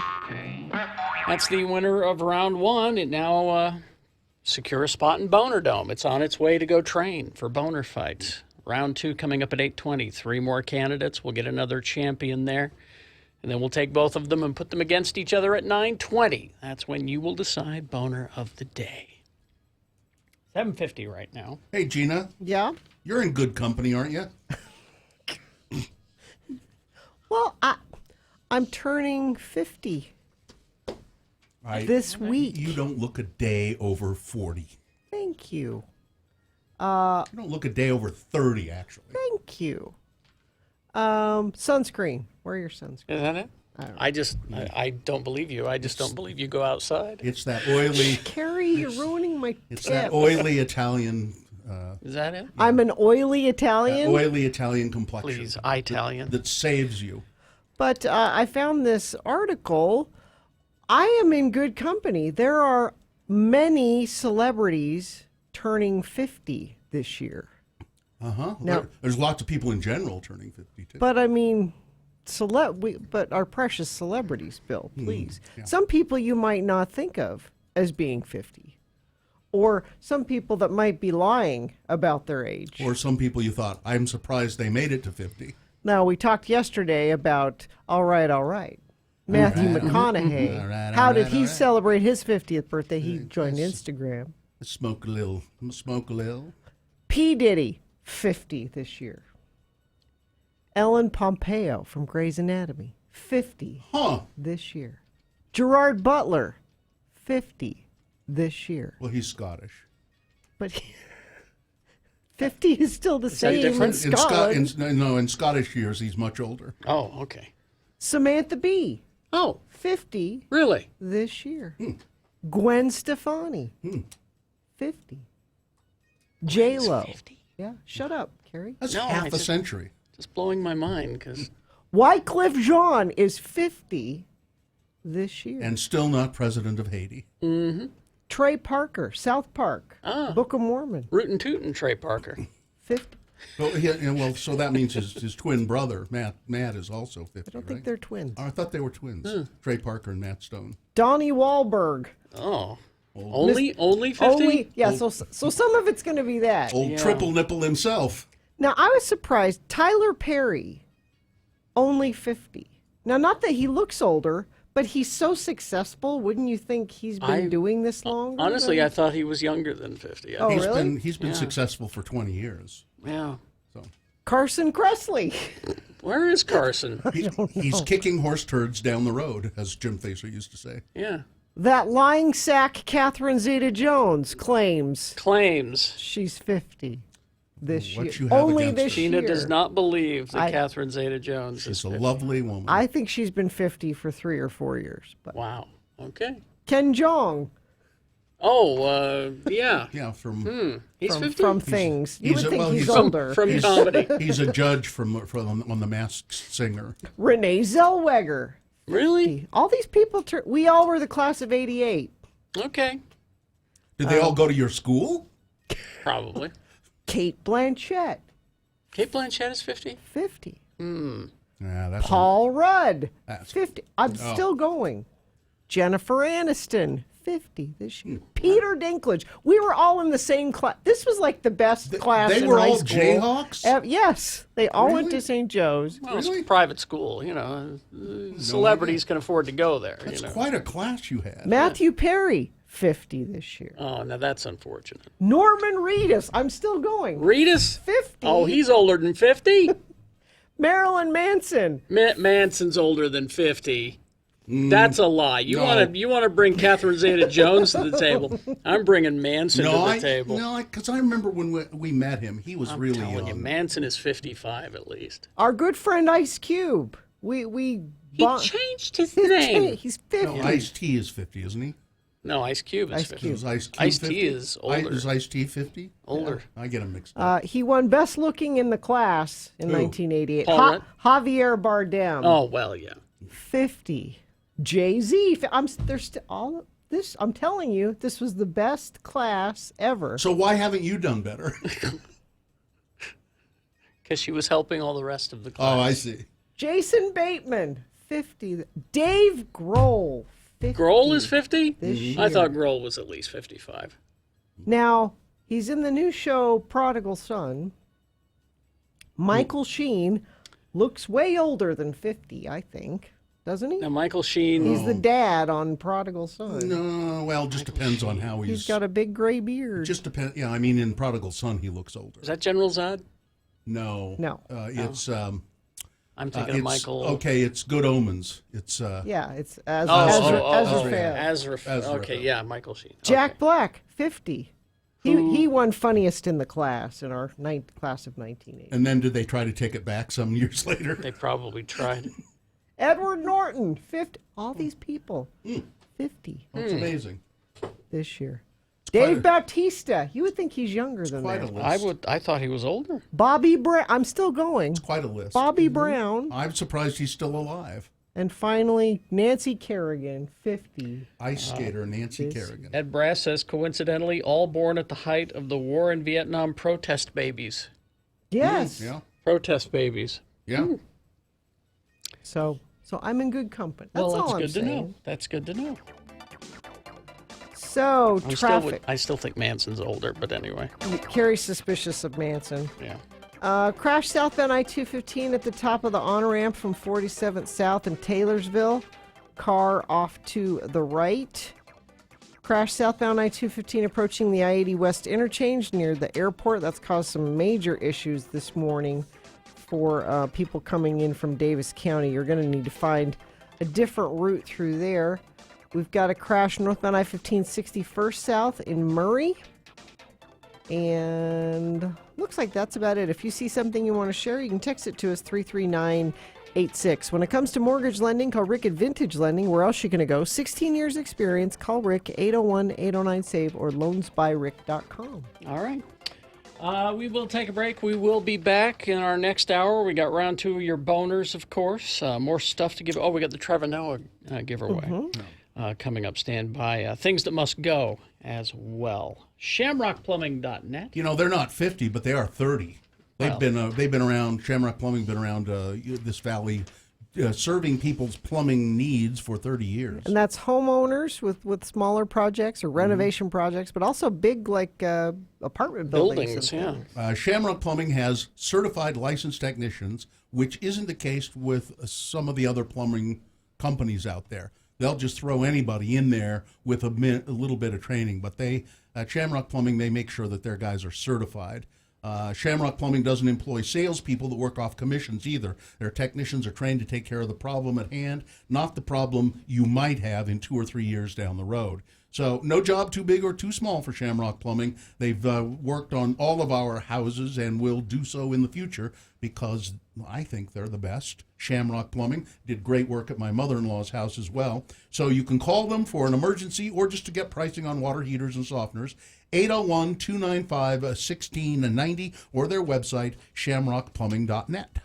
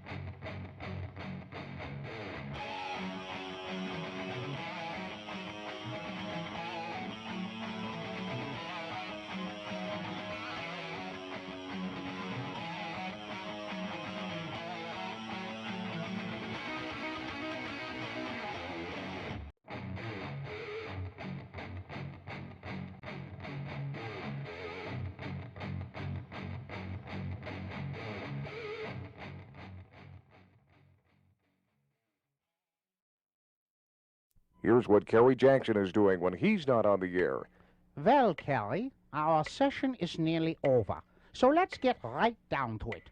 What would you say is your biggest problem? Oh, I'm just a little depressed. I don't know why. Well, perhaps it's something holding over from your childhood. Tell me about something of your memories from your youth. Well, one of the distinct memories I have is when my two older brothers were playing basketball in our room, and Peter went up for a layup into the garbage can. Greg didn't block it, and the ball bounced down into the living room and broke Mom's favorite vase. You know, I told him over and over, Mom always says, don't play ball in the house. Kerry, Kerry? Yeah? That was an episode of the Brady Bunch. Oh. Okay. I do distinctly remember when we almost had to get rid of my dog Tiger because we thought that my sister was allergic to him, but it turned out just to be Tiger's dog shampoo, and so... That was also an episode of the Brady Bunch. Yeah, that's right, that's right. I do remember when some bullies at school were picking on my little sister because she had a lisp. Brady Bunch, Kerry. Brady Bunch. God, Doctor, you've been right all this time. I have been living in a fantasy world. God, this is so embarrassing. Is there some sort of traumatic event that happened to cause this? I never got over the fact that our maid Alice was married to that butcher Sam. God, I wanted her for my own. Excuse me for just a moment, please. Mrs. Greenlee, could you please send in Mr. Chunga to collect his friend? Kerry's session is now over. Here's what Bill Allred is doing when he's not on the air. God, Kerry, you must have had a rough session in there. Yeah. It's good to get out into the air and walk around, though. Gee, just when I think I have it rough, look at that poor bum in that dumpster across the street. Yeah, I see that guy over there all the time. I think he sleeps in the dumpster. He looks kind of familiar, but I just can't place him. Oh, boy, looks like Kerry and Chunga across the street. Thank God they didn't spot me. Oh, man, there is some really cool stuff in here today. Wow, a tuna can. Oh, cool. I think there's some tuna in it.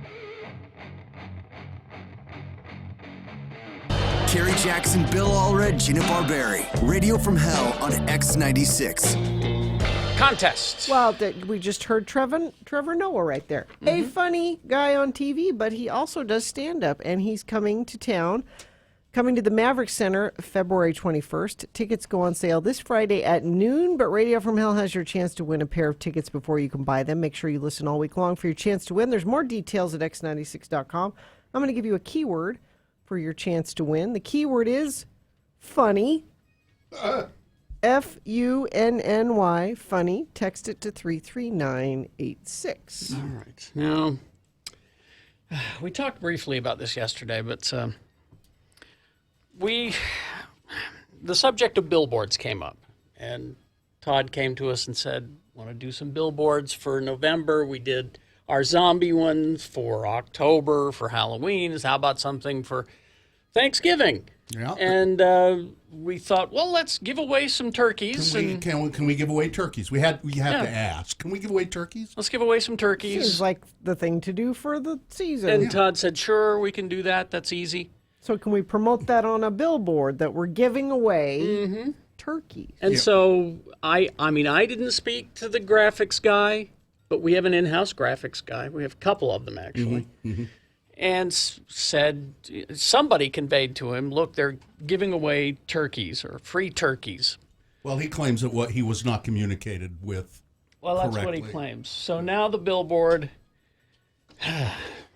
If you go to x96.com/live, you can see it's kind of stretched out. It's a squished version, yeah. For some reason, he chose to put our heads on cooked turkey bodies. And then it just says turkeys. And it says turkeys. Now, and then I think it says Radio from Hell Mornings X96. Turkeys, exclamation point. Turkeys! I think this is Tracy giving us the big middle finger. That's what I'm thinking.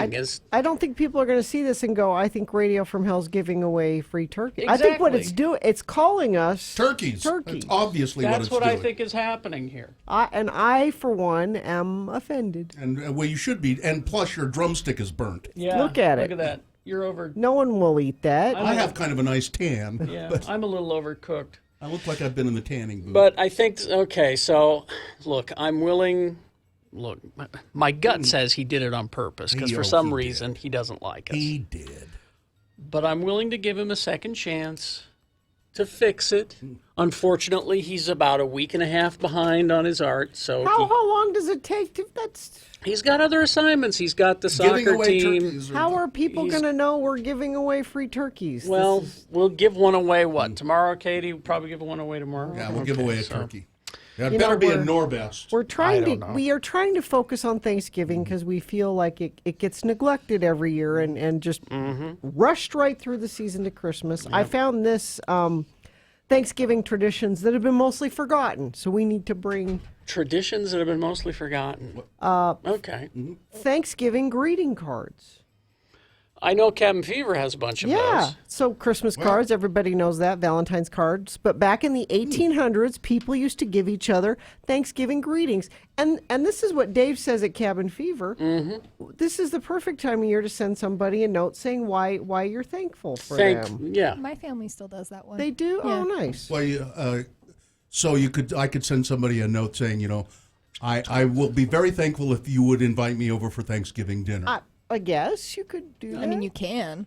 Please invite me for Thanksgiving dinner. I would be very thankful. Playing football before dinner, like the Kennedys do. Oh, touch football, yeah. Yeah, touch football in the yard. Yeah. Okay. Yeah, you got to do that for Thanksgiving. Place cards on your Names, dining room table. where you have your name on it. And there'd be little turkeys or something like that. That was only at weddings. No, you do Thanksgiving. No, Thanksgiving. Well, it's because you never have anybody over. And exactly. And especially these days, those are important because maybe you don't want Grandpa Trumpy to be sitting next to.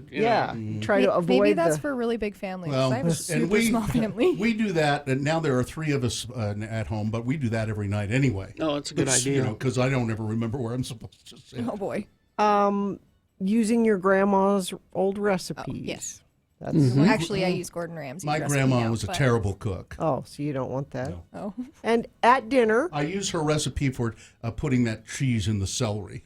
That's what I use for recipe. At dinner, actually going around the table and saying what you're thankful for. We do that, and Why- my mom cries every single time. Why would you do that on Thanksgiving? Because that's what it's all about. Oh, it's right there in the name, isn't Thanks. it? Giving. Breaking the wishbone. I remember that. Oh yeah, no, I fight over that every year. Every year it was my grandfather who broke wind. So the wishbone from the turkey, you're supposed Yeah. to break it, and whoever gets the bigger piece, they're supposed to have.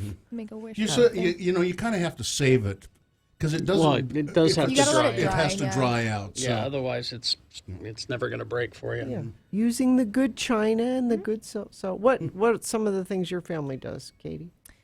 We do it buffet style. I don't know about other people, but we do solid buffet style. So we set everything out, and then we just like go through the kitchen, then go to sit in the dining room. You know, that makes a lot more sense than trying to pass it around, doesn't Yeah, it? I think the only thing we really pass are the rolls, and that's because everybody eats multiple rolls. We have butt rolls every single year. What? Yeah, so Okay, great. so we make our own rolls, but you know how like frozen rolls come in just like little balls of dough? Yeah. Mhm. So we put 2 of them in a pie, like a Muffin tin? Muffin tin, yeah. So we put 2 in one tin, and when they expand and they cook, they become butt rolls, and you can pull them in half perfectly. This is what you call them on Thanksgiving. Yeah, we call them is butt rolls. I'm going to butter my butt roll. We used to use a traditional family recipe for the turkey, and then Gordon Ramsay's recipe came out, and it has the best gravy I've ever had in my entire life. So we use that from now on. It's donkey gravy. It's amazing gravy that you put like lemons, onions, and things inside of the turkey and let it cook, and then you pull all those out. You cut off the wings and stuff, and you let it boil in cider beer, something, and broth. And then you mash all of. You got to get just the right amount of something, though. Yeah, I know. You mash all of that up, and you reduce it down, and it makes the most flavorful gravy Sounds I've good. ever had in my life. I can bring some into you guys after Thanksgiving if you want to try. here's it. Yeah, bring me a cup of gravy. Anytime. It's I'd actually, love a cup of gravy. I know you Now, would, Bill. now here's a text. Back in the 1800s, we used chamber pots. Are we going to bring them back? Well, Well, no. that's a weird Thanksgiving tradition you got there, dude. What did they use chamber That's pots weird. for? I'm sorry. I don't know. I don't want to know. What's don't either. What's the one thing that you have at Thanksgiving dinner that you never eat? That you go, That why are we we having usually this? don't We eat? have this because it's tradition, and you don't. And eat nobody it. touches it? Well, no, but just you personally. Cranberries. Oh. You don't like don't. cranberries? No, I mean, I like them. You asked something that we don't eat during the year, but No, we that's have. not what I meant. I mean, What did at, you mean? at Thanksgiving dinner. That's you you prepared. put it out. You put it out, and nobody will. And nobody- or, oh, and nobody eats. or you won't eat it. That would be okay. me. Cranberry sauce. I don't like it. I can't think of it. Pumpkin pie. You Yeah, I pretty don't much care don't for care. the pumpkin I don't pie. waste my time with pumpkin pie. It has to be the homemade pumpkin pie from my family with actual like real pumpkin. Well, I insist on having Brussels sprouts, but I know that some people don't eat them. We have them all year. Yeah, you don't have to wait. Well, no, but you gotta have them on Thanksgiving. You gotta. Gotta. Okay. Traffic. Let's see what we've got here. People are talking about Thanksgiving in the chat room, so I don't have anything there for it. But I'm glad we're having Thanksgiving chat. Focusing on Thanksgiving. Crash northbound I-15, 61st South in Murray off to the left shoulder. Crash southbound I-15, 47th South in Taylorsville. And still slowage southbound I-15 coming through Davis County out close to the airport. If you see something you want to share with friends of the program, please text it to us. 33986. There's more ways to see 2 News. Watch 2 News at 7 p.m. and 2 News at 9, only on KJAZ Channel 14. All right. Okay, here comes Boners Round 2. Here are the titles. Boner candidate number 1. My dad isn't racist. He let us have play dates with Michael Jackson. Boner candidate number 2. Do all of those sperm doctors have mental problems? Again, we got another one. And boner candidate number 3. And on top of that, she said her dad died. All right. There you go. That is round 2 of your boner candidates coming up, along with Big Boy News and Opinioendo. Stand by. Alpine Plastic Surgery. It's Dr. Randall Barnett, board-certified plastic surgeon, Dr. Randall Barnett, and that should let you know you're in good hands. The board-certified part. Not all plastic surgeons are board-certified, and not all plastic surgeons operate in a surgical suite like Alpine that's attached to a hospital. You know, you can get a free consultation at Alpine Plastic Surgery. You just make an appointment, get all your questions answered about the procedures you may want, what might be best for you. You just call their office at 801-689-3500. That's 689-3500.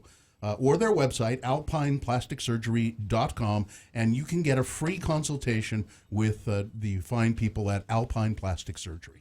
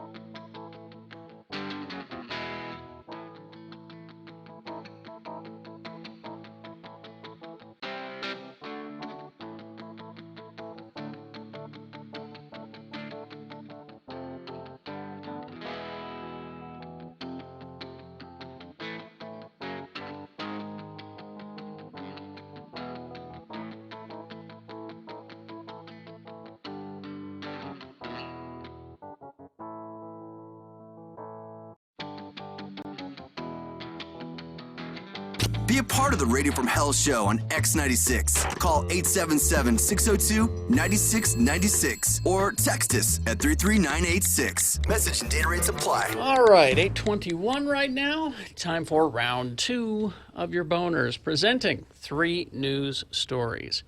These are examples of bad, stupid, funny human behavior, and you will decide with your votes of these 3 candidates which one is the worst, which one deserves to go forward to boner fights and possibly become boner of the day. It'll face off against the winner of round 1's voting. We did that an hour ago. And one of these 2 champions will become boner of the day at 9:20 this morning. So right now, let us pick a champion for round 2. 2 candidates now, a third after the news. Once you've heard all 3, then you'll vote. So one of you lucky random boner voters will receive a gift certificate to Oasis Games. Boner candidate number 1. My dad isn't racist. He let us have play dates with Michael Jackson. I hope this one wins. I don't even know what the other ones are. I hope this wins. The president's eldest son, Donald Trump Jr., airs some of the family's grievances over the probe into Russian 2016 election meddling and many other topics, including Barack Obama's Nobel Peace Prize, in a new book. Trump Jr. also shares some personal anecdotes about growing up Trump, lobbing faux spiders into his parents' friends' cocktails, and playing Nintendo with pop star Michael Jackson. There's also a nod to speculation that he might run for office one day. Yeah. Turns out I'm not a Russian agent after all. He writes in Triggered how the left thrives on hate and wants to silence us. You're not an agent, but you are a useful idiot. And no one is silencing you, unfortunately. It's going to be published, well, it just came out yesterday, is it? 294 pages. It reads like an extended version of a tweet storm that Trump Jr. says his lawyers and even his father, the tweeter-in-chief, asked him to tone down during the Russia investigation. No, I love these guys who say I'm being silenced. Really? No, No, you can you're say everywhere. whatever you want, You're wherever everywhere. you want it. Trump Jr. says lots of things, dumb things, stupid things. In case you haven't noticed, though, I'm not exactly a Hallmark card type of guy. Yeah, no kidding. Your first wife would like to talk to you about that. He says he mentioned a bunch of stuff, but as I was working on this book, my brother Eric walked into a bar in Chicago, and a waitress spit on him. The Secret Service had to take her outside before the confrontation could get worse. He defends his father throughout the book, including pushing back a number of times on the charge that President Trump is racist. Listen, when I was a kid, Michael Jackson lived in Trump Tower, and he came over to play video games with me and Eric all the time. My father isn't a racist. Yeah, that sure proves it. Yeah. Sure proves it. No, that's wrong. Mm-hmm. Yeah. Boner candidate. Oh, he also says that his father is more deserving of a Nobel Prize than Barack Obama, who was honored with a Nobel Prize in 2009 for his efforts to strengthen international diplomacy, citing the former president's policies in the Middle East. Among the personal anecdotes, how escaping to prep school in Pennsylvania helped him avoid media coverage of his father's divorce from his mother, Ivana, and on and on and on. Junior, be best, okay? Boner candidate number 1. My dad isn't racist. He let us have play dates with Michael Jackson. That's hilarious. Boner candidate number 2. Do all of these sperm doctors have mental problems? Is this really another one Yeah, of these? at least Another 10 one. people have been left to believe that they're half siblings with the same doctor that they say is Dr. Paul Jones. The hell? I wanted to know my health history, said Shauna Holtz. I'm super into genealogy, Maya Emmons Boring said. I was really interested in the health side of things, said Crystal McFeeters. These 3 strangers with a similar curiosity did what millions of people do. A DNA test with Ancestry.com or 23andMe. Their results trace back to one man. There is no one else on this planet that can relate to our exact situation, Emmons Boring said. After all this, you have 10 half-siblings that we are aware of at this time, ranging from 1978 to 1997. Almost a dozen strangers across the country are related to a fertility doctor in Grand Junction, Colorado, and Women's Health Care of Western Colorado. And my guess is these doctors, if you talk to them privately, are like, I got him a baby, didn't I? I don't know what they're complaining about. Each of the siblings was coming forward, and we all have the same story, Holt said. My mom went to Dr. Jones. My mom went to Dr. Jones. My mom went to Dr. Jones. And you think in the back of your mind, hey, maybe Dr. Jones had something to do with this. The siblings say that Jones helped their mothers conceive. He was a big doctor in town in a small community, said Charlene Madsen. She went to Jones for artificial insemination. I was under the impression that it was an anonymous donor, she said. Emmons' boring mom is suing Dr. Jones and claiming he told her the same thing. He explained that it would be like a medical student or a law student in the area that they would use. However, or I was a medical student once, so I wasn't really lying when I said that. However, this year, Emmons Boring believes she identified Jones as the donor in at least 10 cases. Wow. At least 10 cases. It's boner candidate number 2. And I say this because we've had many stories like this before. Do all of these sperm doctors have mental problems? Coming up in a moment, boner candidate number 3. And on top of that, she said her dad had died. All right, boner candidate number 3 for round 2. Coming up after this big boy news and opinioendo brought to you by LHM Used Car Supermarket. They have over 1,000 used vehicles in inventory. Shop in one easy location, lhmusedcars.com. Mr. Generous November giveaway, 2006 Mini Cooper S. Visit lhmusedcars.com to enter to win. No purchase necessary. I think Bill Frost mentioned yesterday or Monday, Seth Meyers has a stand-up on Netflix, Lobby Baby, a new Netflix stand-up special. And it will let viewers skip through a whole segment of his stand-up that discusses Donald Trump. Perhaps because Myers has to talk about the news every weeknight, he's more sensitive than most to the idea that modern politics are a frustrating nightmare that even the most engaged kind of people would prefer not to dwell on in the middle of a stand-up set. Or, just as likely, maybe Myers really admired the artistry of Bear Grylls' choose-your-own-adventure-style survival show, and he wanted to use the technology to introduce some light interactivity to his work. As Mashable's Proma Koshla describes, the stand-up special at one point sees Myers say he's about to start discussing Trump, mentioning that anyone watching the recording can just skip the section. That's then, interesting. An actual skip politics button appears in the lower right of the screen, just as Netflix skip intro option appears. Same kind of thing. And sure enough, if you click on it, it jumps the special forward past the politics section. Okay, well then that makes me just want to go and watch the politics section even more, record it, and play it for you guys here. Well, it makes me want to have I think we should introduce a skip the politics button on our Well, the show would be about 2 minutes long. No, it wouldn't. No. It'd be 2 minutes less. Yeah. Because we don't do enough politics, honestly. You know why his stand-up special is called Lobby Baby? Why is that? His son was born in the lobby of his apartment building. Oh, really? Oh. They couldn't make it to the hospital. Oh, that's funny. They didn't even get close, apparently. Utahns. Now let me do this story first. So there is a lot of misinformation or a lot of sketchy information coming out and swirling around this shooting of the Mormon family in Mexico. Yeah. Lots of things are difficult to confirm. So Mexican authorities, and we mentioned this last news, and I've heard it talked about all morning and yesterday afternoon.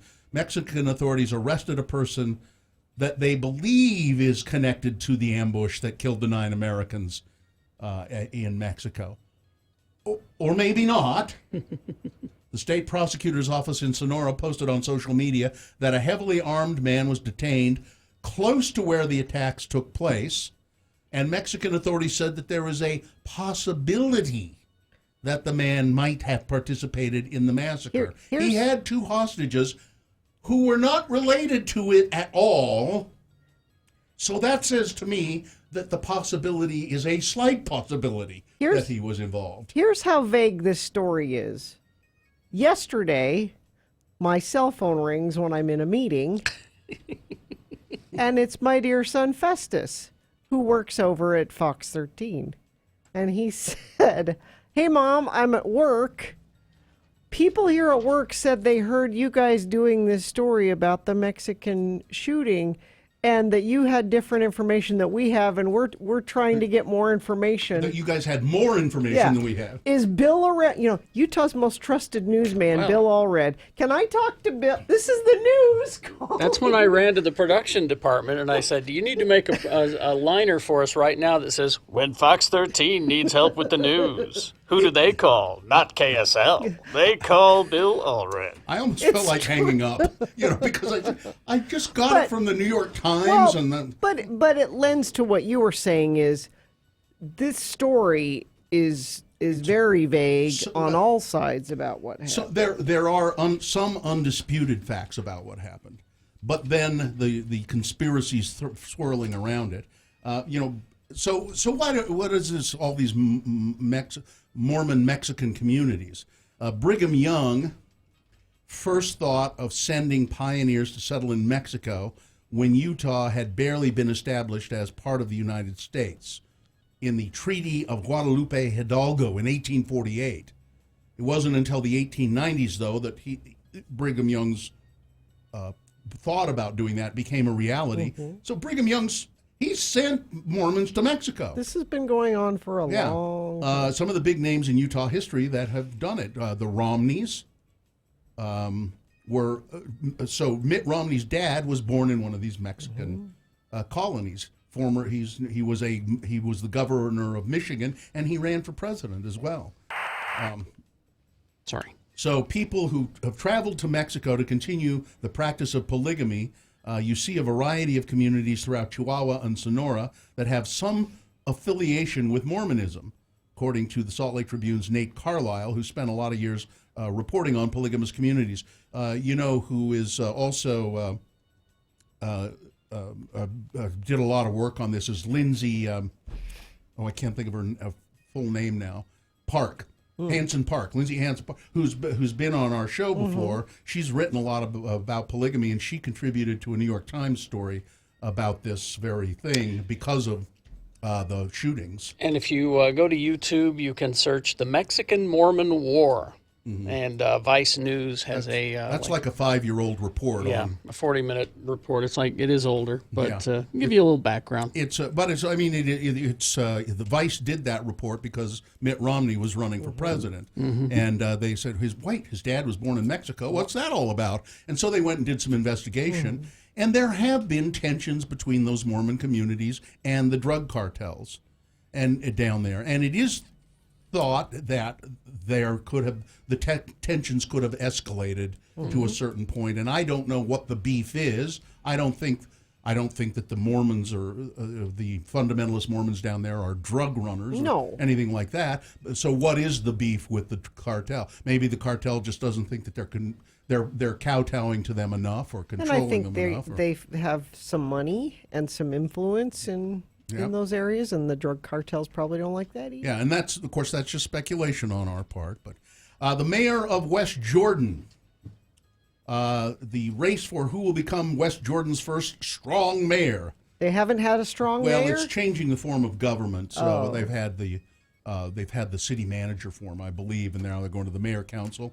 Riding Trails Burton, 47.6% to 52.4%. That's 460 votes. But the West Jordan mayor, he's refusing to concede, and his challenger is saying, "I win," and the mayor is saying, "No, you haven't." Well, he's being strong. They want a strong mayor. Yeah, so that's going on. Aaron Mendenhall is comfortably ahead of Luz Escamilla in the race for the mayor of Salt Lake City. Aaron Mendenhall, though, has said, "I'm not declaring victory yet." No one's declaring or conceding. Yeah, she said, the results look lovely for me, and but I will declare victory at the appropriate time when all the votes are counted. And she said, and I just want everybody to know that Luz Escamilla has been a terrific opponent, and I really like her. Yep. And She seemed nice when we met her. Oh, she is. And they're talking about a new skyscraper downtown that would be the tallest building in Salt Lake. Where would that go? Corner. It's okay. I'm trying to think of what's there now. Northwest corner of 2nd South and State Street. So the northwest corner. Oh, you see, here in the drawing at x96.com/live. So that red top building is the Maverick building. Okay. And then you can see the Walker Bank building up there. So right in between there. So that would they 300. That's huge. They need to ask the city to build to lift a 375-foot cap set by existing rules for that downtown corner lot. It would have 39 floors. It would rise 448 feet, including a high-speed elevator shaft serving top-floor penthouses, according to Kensington Investment Company, a Boston-based real estate firm with offices in Park City. It would be the city's tallest building. Yeah, do it. Exceeding the existing Wells Fargo Center at 422 feet. Yeah, no, don't do that. Nobody told Deloy. Yeah. It's across from Gallivan, apparently. Because we can see Like the where the entrance. Carl's Jr. Yeah, is? see the entrance to No, Gallivan is? it's where that vacant corner is right now. Yeah, I think there's a Carl's Jr. there now on that corner. I could be wrong. Yeah, But it's plus the vacant corner, Bill. Oh, It's- and going clear up to where the... that whole block yeah. area. it was sports weather traffic. What'll happen to Jeannie's Smoke Shop? That's right. Yeah, where am I going to get my zigzags? All right. Well, I need to do sports quickly, Carrie. All right. Because I got upset text from our attorney. Because while I mentioned that the Utah Utes are included inside the college football playoff ranking top 10, I failed to mention that the Ohio State University is number 1 in that ranking. All So right. I'm sorry, Ed Brass. Yeah, how could you do that? I know. I apologize. We're in the time of the year when weather and air quality go hand in hand. So if you want to look at the positive side, nice warm temperatures in the 60s and sunny for the foreseeable future. The bad news is that means no wind and storms to mix up the air, and we are in inversion season. So please try to limit your driving if you can to help keep from putting too much gunk out there in the air. Traffic, we've got a crash northbound I-15, 146 South on-ramp in Draper off to the right shoulder. Mm-hmm. Northbound I-15, 61st South in Murray, left shoulder affected there. And I'll check our message stream quickly, see if anybody sent anything there. Nope, but if you see something you want to share it with friends of the program, you can always text it to us, 33986. Treat yourself to something different at Moochie's. They're making something new every day along with your favorites. Try the new Porkyaki sandwich, sure to be your new favorite. Moochie's, fresh handmade food in a great atmosphere. All right. Here's boner candidate number 3. I've been craving Pringles all morning now. It's because you've been talking about them. Sarge, I need Pringles. Uh-oh. I know, Don't but do that. I'm just craving them. Here's boner candidate number 3. And on top of that, she said her dad died.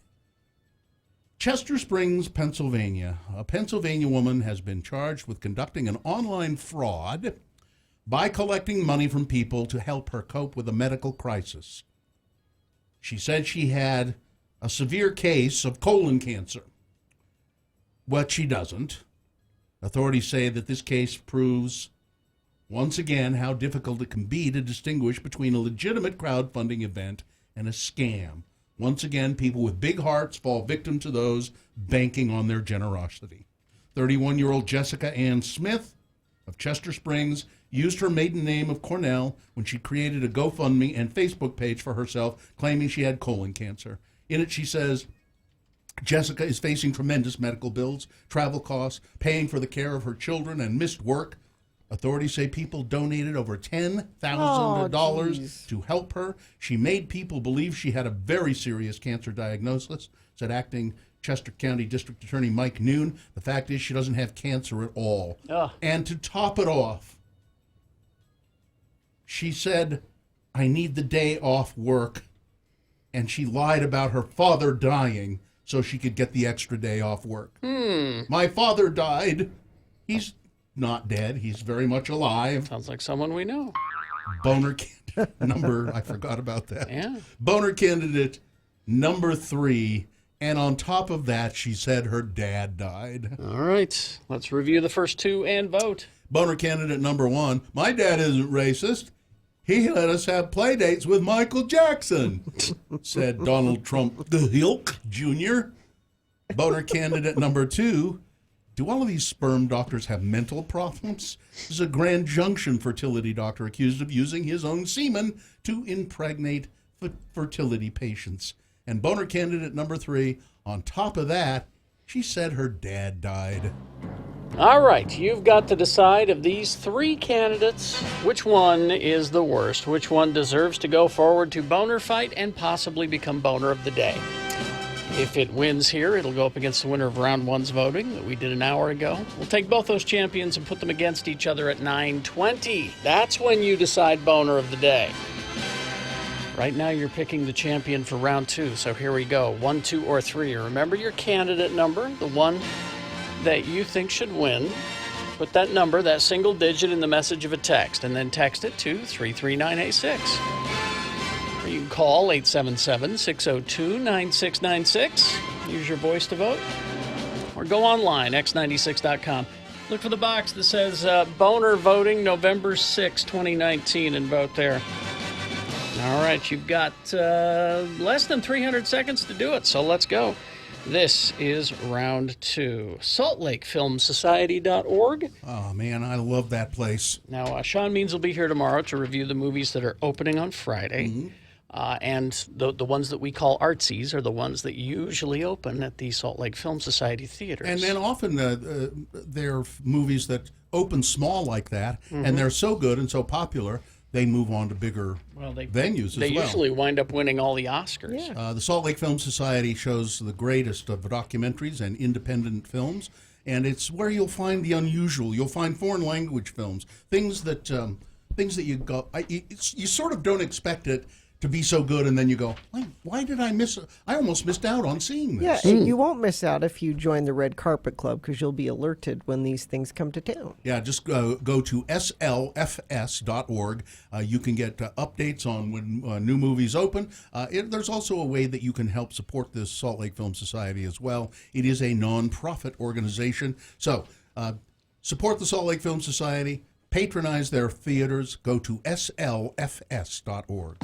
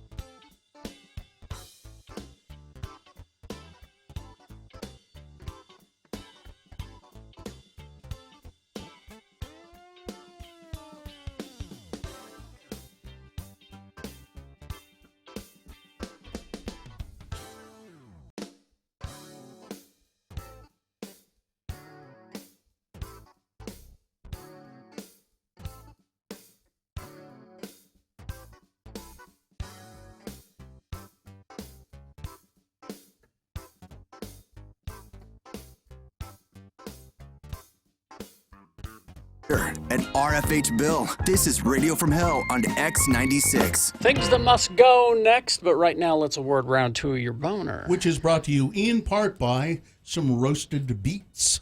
And try unplugging and play a game face-to-face with real humans. Oasis Games, free in-store demos of up to 300 board games you can try before you buy. Drop by Oasis Games, 4 South, 275 East, or oasisgameslc.com. And Taryn won an Oasis Games gift card. And the winner of today's boner voting, well, we had number 1, My Dad Isn't Racist. He let us play with Michael Jackson, Donald Trump Jr. That's what he said in his forthcoming book. Boner candidate number 2 was, do all of these sperm doctors have mental problems? A Grand Junction fertility doctor accused of using his own sperm to impregnate patients. And boner candidate number 3, which was, and on top of that, she said her dad had died. An arrest made after a woman collected over $10,000 faking cancer and faking her dad's death so she could get an extra day off work. And the winner, boner candidate number 1. Yep. My Dad Isn't Racist. He let us play with Michael Jackson. There you go. That's your winner of round 2's voting. Now qualified to be boner of the day. We'll have boner fight at 9:20 to determine who that is. All right. Things that must go brought to you by. No, just do it. All right. Things that must go on the radio from Hell Show. These are things that you, dear friends of the program, you find irritating, perhaps vexing, perhaps these things are driving you to the brink of madness. Well, if that's the case, hopefully if you write them in an email and send them to us, it'll ease your pain, and perhaps even these things might disappear from your lives. Send your things that must go to radiofromhell@x96.com and put must go in the subject line. Gina. This from Megan. Only a couple of things that I'm hoping will go away, Megan says. First one is frozen mucus on the sidewalk. Ooh. I understand the weather's getting colder, even freezing at night, and colds and flu are tiptoeing around. However, if you're sick, please stop just spitting your mucus on the sidewalk. It's nasty. It is frozen spit season. Yeah. If you insist on spitting, please do so like in a bush or someplace where people can't step on it and see it. Also, the fake eyelash trend must go. Ladies, please stop. Fake eyelashes look like you have big black hairy things growing out of your eyes. Some eyelashes are so thick they look heavy, which gives you a weird squinty look, or they're super fanned out. You always look surprised. Unless you're wearing a costume or you're a lady of the night, please stop gluing fake hair on your face. Now, I get my lashes done very tastefully. Usually the very first day or so, they look a little heavy. But after that, they calm down. They don't look bad, do they? They look fine. I think the ones they're talking about Those are the really overdone and poorly done ones. I would agree. Every time you blink, it tickles your forehead. Yeah. This from Carrie the Coordinator. My thing that must go is negotiating home prices. Can't I just pick one and buy it? Yeah. Why does this process have to be so difficult? Also, my husband, who is buying the house with me, not checking his email. It's 2019, dude. This is how people communicate now. Thank you for waking me up every morning. Love you guys. Finally, this from Nathan, things that must go. That thing that happens when your lip balm gets near the end of the tube and you open the cap and that last bit of balm pops out onto the road. Also, not saying thank you when someone holds the door open for you. Also, not holding doors open for people. And too many employees saying hello to me when I walk through the grocery store. I get it. I know they just want to be friendly, but sometimes I just want to get in and get out with minimum human contact. Carrie Jackson understands this. It's not that they want to be friendly. They've been told they have to do that. So. And last but not least, Christmas trees before Thanksgiving. Amen. Yes. Thank you, Nathan. Carrie? All right. Let's see. This one from does not say I can say the name, so I won't. Earworms. In general, but especially when they are off-key. All right. Maybe you hear them wrong? I guess. Maybe you heard me singing it. Could be. The person who walks their dog through the schoolyard and allows the dog to poop as it walks on the sidewalk right at the bus stop doesn't pick it up. I can only assume that they aren't simply lazy, but also cruel. This is an elementary school. Yeah. Think of the children! Yes. My coworker who thought that I had just gone to Candyland. I went to Canyonlands. Oh, you went to Candyland. Ooh, how is that? What kind of candy did you get? How is this butterscotch fountain? What's that? All right. Let's see this one from Mikey. I am likely sitting in my car procrastinating work, so I can go in and so I can listen to things that must go. All right. My Wednesday tradition. What must go is having to buy 8 different streaming services. I need every service for different shows. I need Netflix for Stranger Things, Amazon Prime for Marvelous Miss Maisel, Hulu for Saturday Night Live and Seinfeld, HBO for Game of Thrones and Westworld, and now I need Disney Plus for The Mandalorian and all the classics. It's too much. It is. Just give me a menu and let me order my shows. Thanks Yes. for letting me. Mikey, here's a trick for you. See, what you do is you wait for The Mandalorian to release all of the episodes. Yes, you'll have to wait, but you can subscribe for a month and just watch them all at once and then disconnect. That's I know a great idea. You know, I do that with the CBS. Yeah. To the rest of the Just a thought. Let's see. Call me Frank. Hi, Frank. I'm an Amazon delivery person, and if you have something delivered and you'd like to be helpful, putting easy to find on the delivery thing isn't helpful. No. I'm sick of getting ranting notes about, I know Google and other maps don't bring you here. Just try harder. That must go. Plus, something like, street number is above the garage, or house with a blue mailbox will get you close, or something. And finally this, Alicia says, things that must go. My mom's cat pooping on the recliner. Jeez. On the recliner. Okay. Must go. This one says, Bill, my husband, my son, and I saw the Rocky Horror Show on Saturday, October 26th. The play was great. However, I cannot get the song Science Fiction Double Feature out of my mind. I hear it in my head when I wake up, throughout the day, when I go to sleep. I've tried to get other earworm songs in my head, but to no avail. There were several from Family Guy on November 3rd, but nothing took. Nothing took. This must go. Do you have the Rocky Horror Show songs constantly in your head? Thank you. April. I do, in fact, ever since I started working on this play, and I can't get them out of there. I assume it'll go away when I'm done with the being in the show, but I mean every day these songs go through my head, and it's At least it's a good song. It's one of my favorites, actually. And we've got the wrong version here in the system, just so you know, Gina FM. Really? Yeah. This is, I don't know what this is one the is. closing version of it, and it needs to be the yeah. opening. That's a bad choice. You know the remake of Rocky Horror, the Broadway revival in the 80s. That soundtrack is great. And the riffraff is better than Richard O'Brien. Let's see, this from Please Use My Name. It's Riley. I am sick and damn tired of my coworkers doing bare minimum work and getting paid the same as me. Don't what you immediately looked at me when you said that. Immediately. You're paranoid. I feel like I'm decent at my job, and this creates the problem of I get to do the job of 2 people while there are other people who make the same amount of money as me, and they can just hide away and do the bare minimum, either give me a raise or get rid of them and give me some help. Thank you for all you do, lords and lady. I'm not looking at you, Gina. Kind of And finally, this one.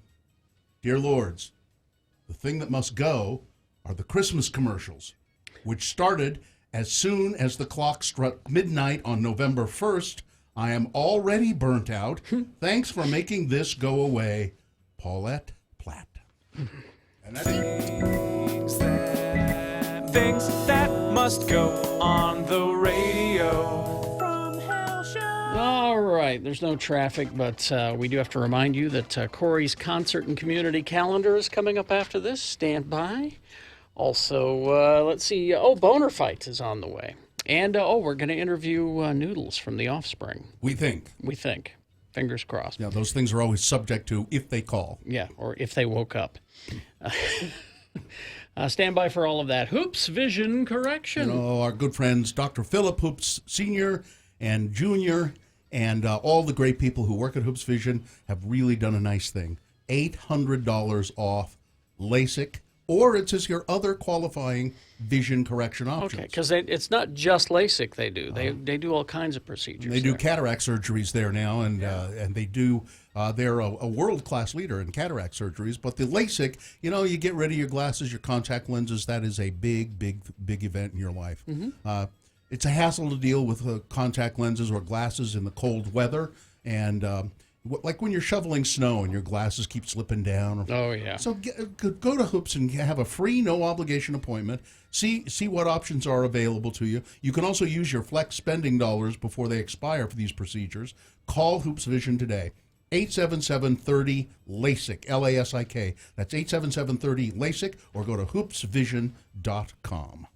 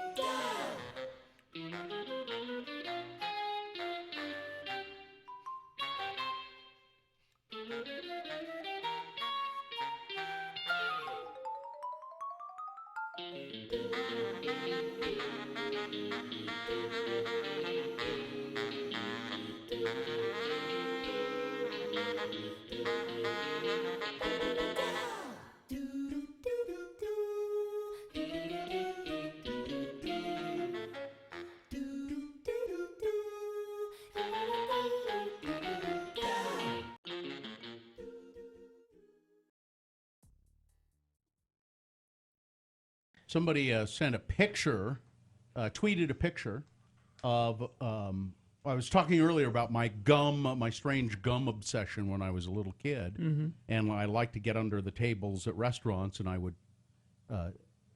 take gum from under the table, already chewed gum, and I would chew it.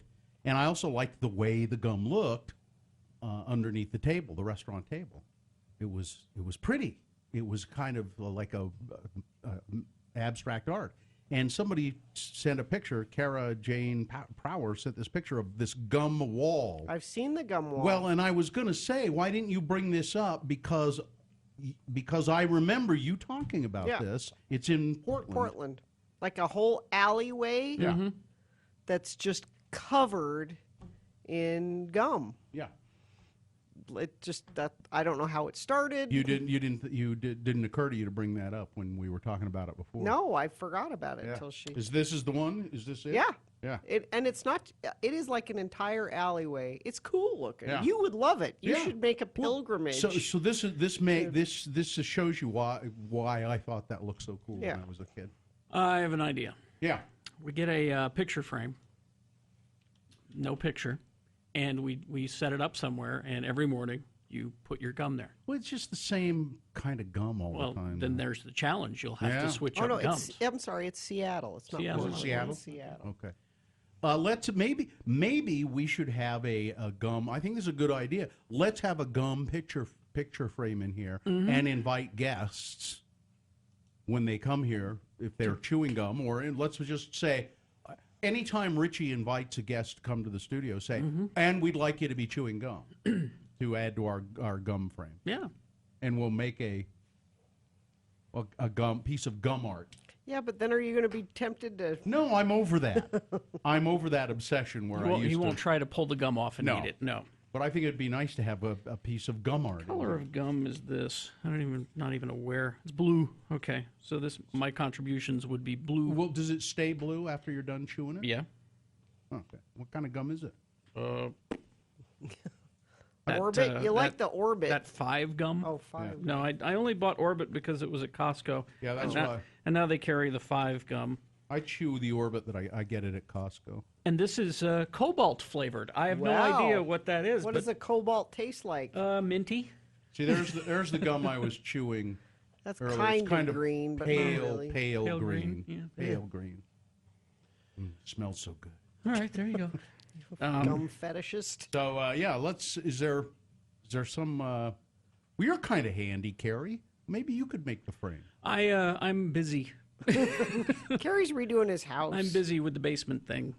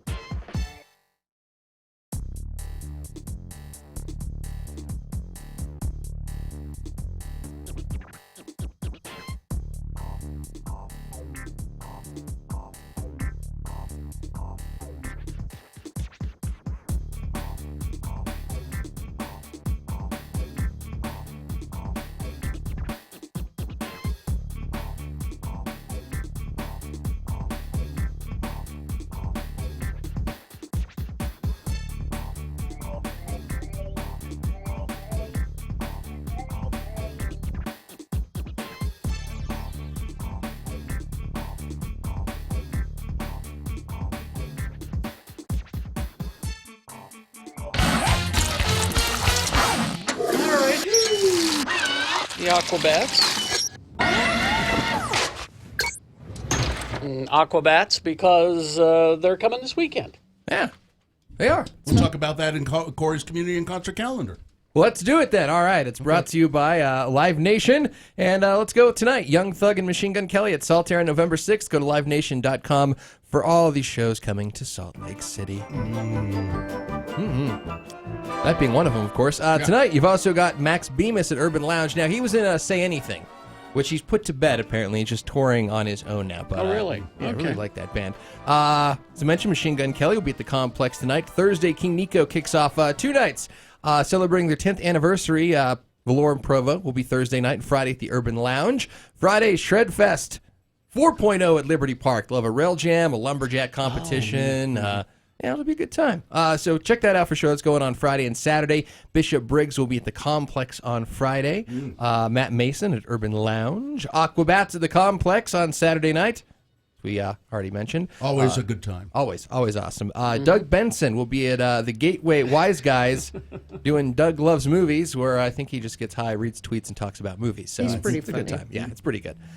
Brian Regan will be at the Huntsman Center as well. Isn't he always there? He seems like he's just always there. I think he's always at the He's a Huntsman. fixture. And he always sells it out, I which know. I just don't understand. Carrie, because he's safe. Is he safe? Yes. Family friendly. People love him. Okay. So, and that's it. Kind of a short week this week. Really? As far as That's all? highlights go, which is good. I think we needed a Well, you could go a see break. Brian Regan twice. Yes. Well, you've got, the new Scorsese movie is going to be in theaters this weekend. The let's see. Irishman. Let's The see, Irishman will be out. I looked, it's like 3 hours and 40 minutes long. It's also going to be on Netflix. The new Yeah, Scorsese- later this month. New Scorsese So, yeah. movie. That's the Fantastic Four, right? That's Is it. the That's what latest he's one? doing. Fantastic Four. Is a new Spider-Man movie? Infinity Casino. No, Yeah, it's- Infinity it's- Casino. It's That's none it. of those, Carrie. Yeah.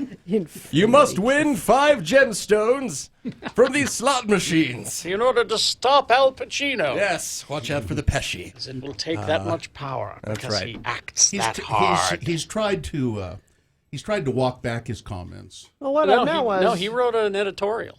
I know, but he said what I'm saying is I didn't grow up with this kind of movie. That's why it's not. What he said is, these kids today essentially should get off my lawn. Get off my lawn. He said, I don't mean that it's bad, that people shouldn't go enjoy it. It's just not, I didn't grow up with it, and that's not my kind of movie. But if you read the last fourth of it, he digs his heels back in and says, does he? Here's why it's not cinema. Well, in his opinion.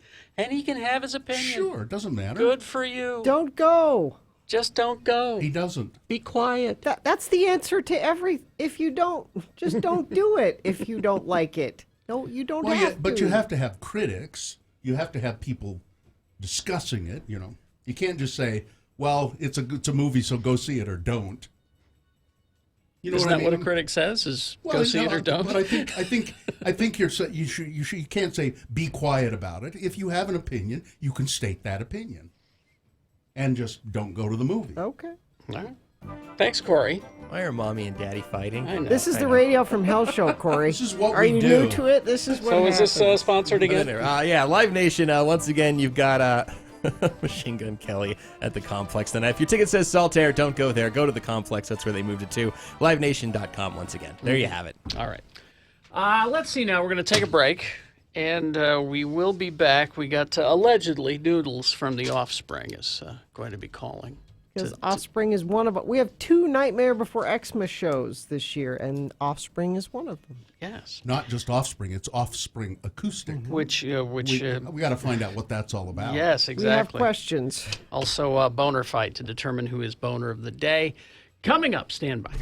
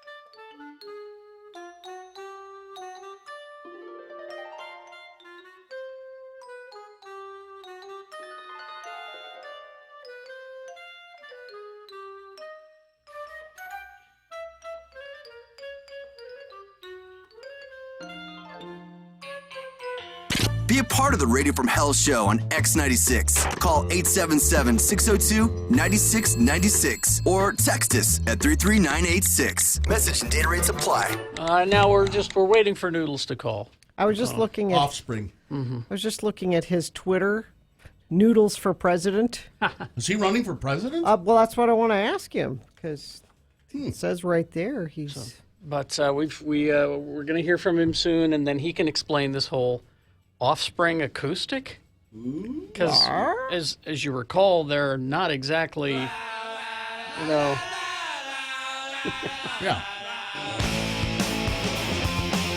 I want to hear 7 words acoustic. Well, you can ask him if he calls. You can ask him what the deal is with that. All right. This would probably be a good time for me to mention that Friday I will be at Mark Miller Toyota. This is the very first ticket stop we have for Nightmare Before Xmas. I'll be there from 4 p.m. to 6 p.m. And you'll have a chance to win Nightmare Before Xmas tickets every 15 minutes. So you'll be where again? Mark Miller Toyota. It's because it's the Toyota. Yes. Nightmare Before Yes. Xmas. Mhm. Yeah. It's 730 Southwest Temple. I'll be there from 4 to 6 on Friday. Every 15 minutes, Nightmare Before Xmas tickets. I'll never forget when I actually went on a car ride with Mark Miller. I was driving. The real Mark Miller? Yes, I Did was you driving. back the car up? I was driving. He was sitting in the driver's seat next to me.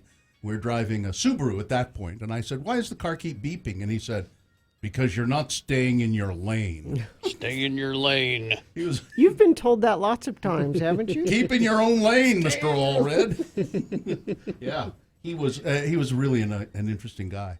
I was trying to get him to sing. It was for a promotion they were doing. Oh. And I said, "Can you sing?" He said, "I don't sing." I said, "I don't You sing." don't sing at all, ever? At all. Never. In the shower? No. His son was there. I said, "Does he ever sing?" Never. Never. Like I have never heard my father adamantly sing. opposed to it, apparently. No one wants to hear me sing. I don't want to hear me sing. That's funny. I bet he had a beautiful voice, and because he's never... Well, should we do some news Is that what you bet? Until he calls? Sure, we could. I hope he calls soon because we still have Boner Fight coming up. So, news. Oh, is news brought to you by anyone? Yes. Go to Hale, Scott Hale Plumbing, Heating and Air for a $44 furnace tune-up, which includes a 19-point safety inspection. Scott Hale, amazingly different, surprisingly better. ScottHale.com. So Julie Briskman got fired from her job when a photo came out of her giving the middle finger, flipping the bird to Donald Trump's motorcade in 2017. She was caught on camera doing it, the motorcade going by. She flips it off. Her boss, they identify her, and her boss said, "You're fired. You are fired from your job for doing that." Well, she decided she would become politically active. She said, "I knew right then I need to get motivated," and so she ran for, the Board of Supervisors for Loudoun County, Virginia. I think that's kind of like the county commission, something like that. And she won last night. Good for her. She won. So she I think that's awesome. Flipping off the president, and then you get to be a politician, your own self. Emma Watson says she is not single. She's not. No. Not single. No, she is self-partnered. Sounds kind of single. She's 29, nearly 30. She rose to fame, of course, as Hermione Granger in the Harry Potter films. She was doing an interview with British Vogue in which she discussed the pressures of turning 30. She is an activist, by the way, and not just an actor, but an activist as well. And she initially did not understand the fuss that surrounded her 30th birthday, she said. But recently, however, she admitted feeling stressed and anxious that she's turning 30. She told British Vogue, "If you have not built a home, if you do not have a husband, if you do not have a baby, and you are turning 30, and you are not in some incredibly secure, stable place in your career, or you're still figuring things out, this is just an incredible amount of anxiety." Speaking of how she had never believed the "I'm happy single" spiel, she said, "It took me a long time, but I am very happy being single. I call it being self-partnered." Okay. So, why not? All right. Good for her. She kind of coined that. The new phrase is reminiscent of actor Gwyneth Paltrow, her using the term consciously uncoupling to describe her divorce proceedings from the man who still loves her desperately. You know he does. Chris Martin, Coldplay. Well, you could just tell watching him on Saturday Night Live. Yeah, you could tell. In his eyes. No, you could just see it, couldn't you? Mm-hmm. I actually didn't. I couldn't get through Kristen Stewart's monologue. It was good Lord, this is awful. There were one or two things It wasn't that a good, were good. wasn't a good episode. I started to watch it, and she was so dreadful. I didn't even like the pre-thing with what's her name as... Oh, I kind of like that. Elizabeth Warren? That was good. No, that one was good. Oh. The pre-thing? The pre-thing. I'm thinking of a different episode. Oh, okay. Where the cold open with Kate McKinnon. Kate McKinnon. She just It's can one do where no she wrong. It's one where she was doing Rudy Giuliani. I didn't care for, and I think it was in a previous. It was like the week before. I didn't care for that one. But Kate McKinnon, she's a great. I mean, she looks like Elizabeth Warren when she does that. She embodies her. Indeed. Donald Trump's tax returns. This case is going to go to the Supreme Court in just a matter of days. Trump will ask the Supreme Court to rule on his bold claim that he is absolutely immune from criminal investigation of any kind while he's in office. And if the court agrees to hear the case, its decision will produce a major statement on the limits of presidential power. I hope so. Hey, there's Noodles. Hello. Hi there. Hi, Mr. President. Are you running for president, really? I still am running for president, yes. You got my vote, sir. Thank you. Yeah. Anyone can do it. Yeah, you just go to Noodles for President on Twitter. And there you go. Now, I went online and I found some Offspring acoustic music. And you just do a search, you can find it. Because this has been the big question for everybody, is you're going to do an acoustic show? What the... So I found some. Let me play a little here for you. Well, he knows what it sounds like. This has come out and play.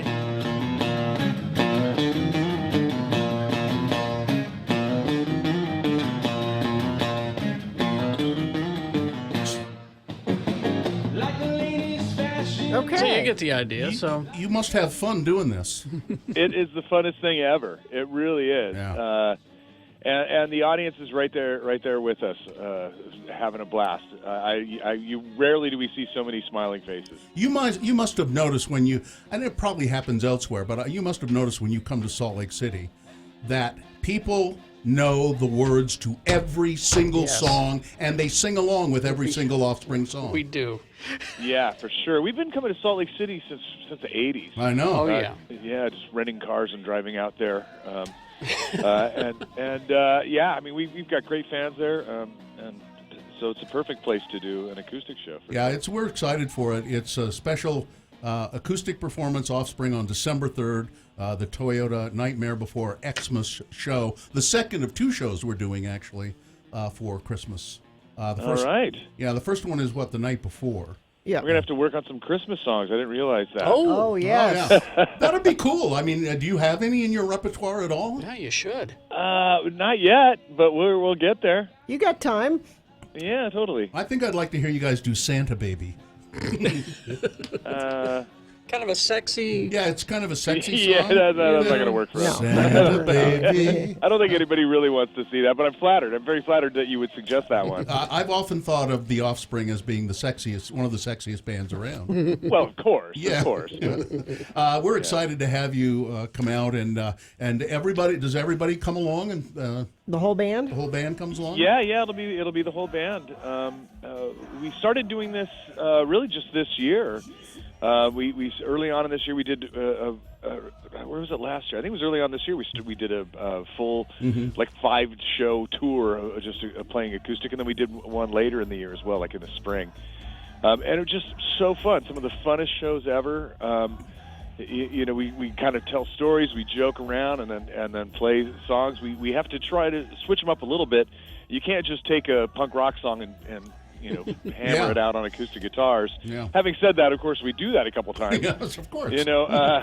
But because sometimes it does work, sometimes it's fun, and then sometimes you have to try to figure out how to do it a little differently, approach it, slightly differently. Well, I think that's going to be great. It's the Offspring. It's the Toyota Nightmare Before Xmas show, December 3rd. This will sell out Get your tickets as quick as you can.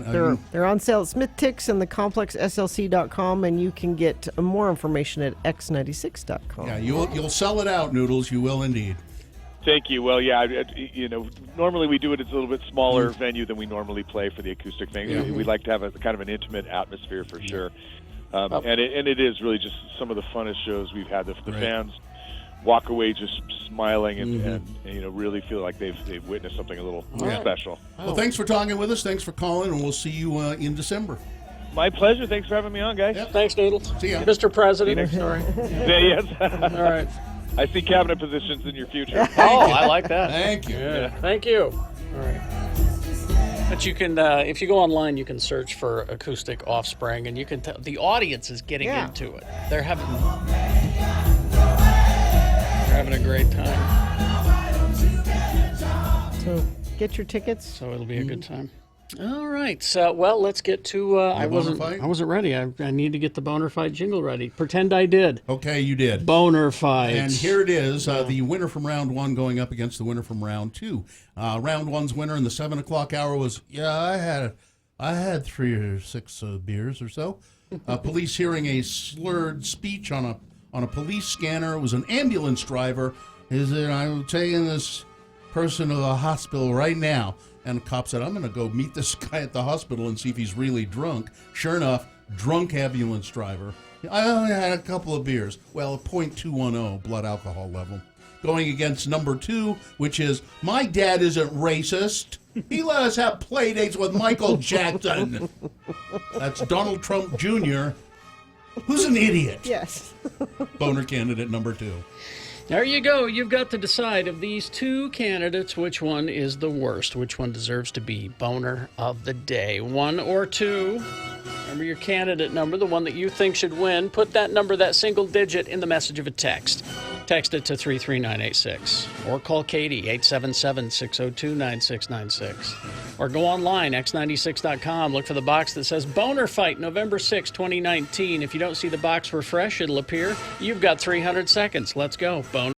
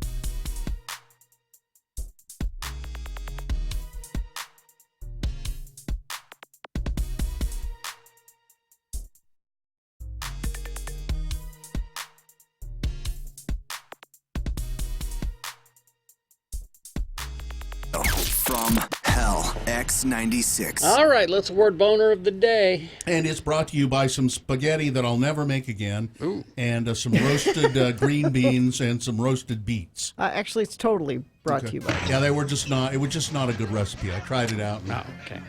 Yeah. So, really the worst boner candidate was a drunk ambulance driver, but people did not care about him. Nope. When it comes to that stupid son of the president, Donald Trump Jr., who said, "My dad isn't racist. Would a racist let us have play dates with Michael Jackson?" No. He wins boner of the day. That's your boner of the day for November 6, 2019. Now qualified to be boner of the week. Gina Cornea is in this studio. Do you have the governor's telephone number?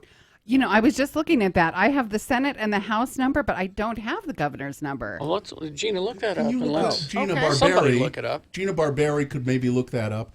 Gina Cornea is, of course, with Utahns Against Hunger.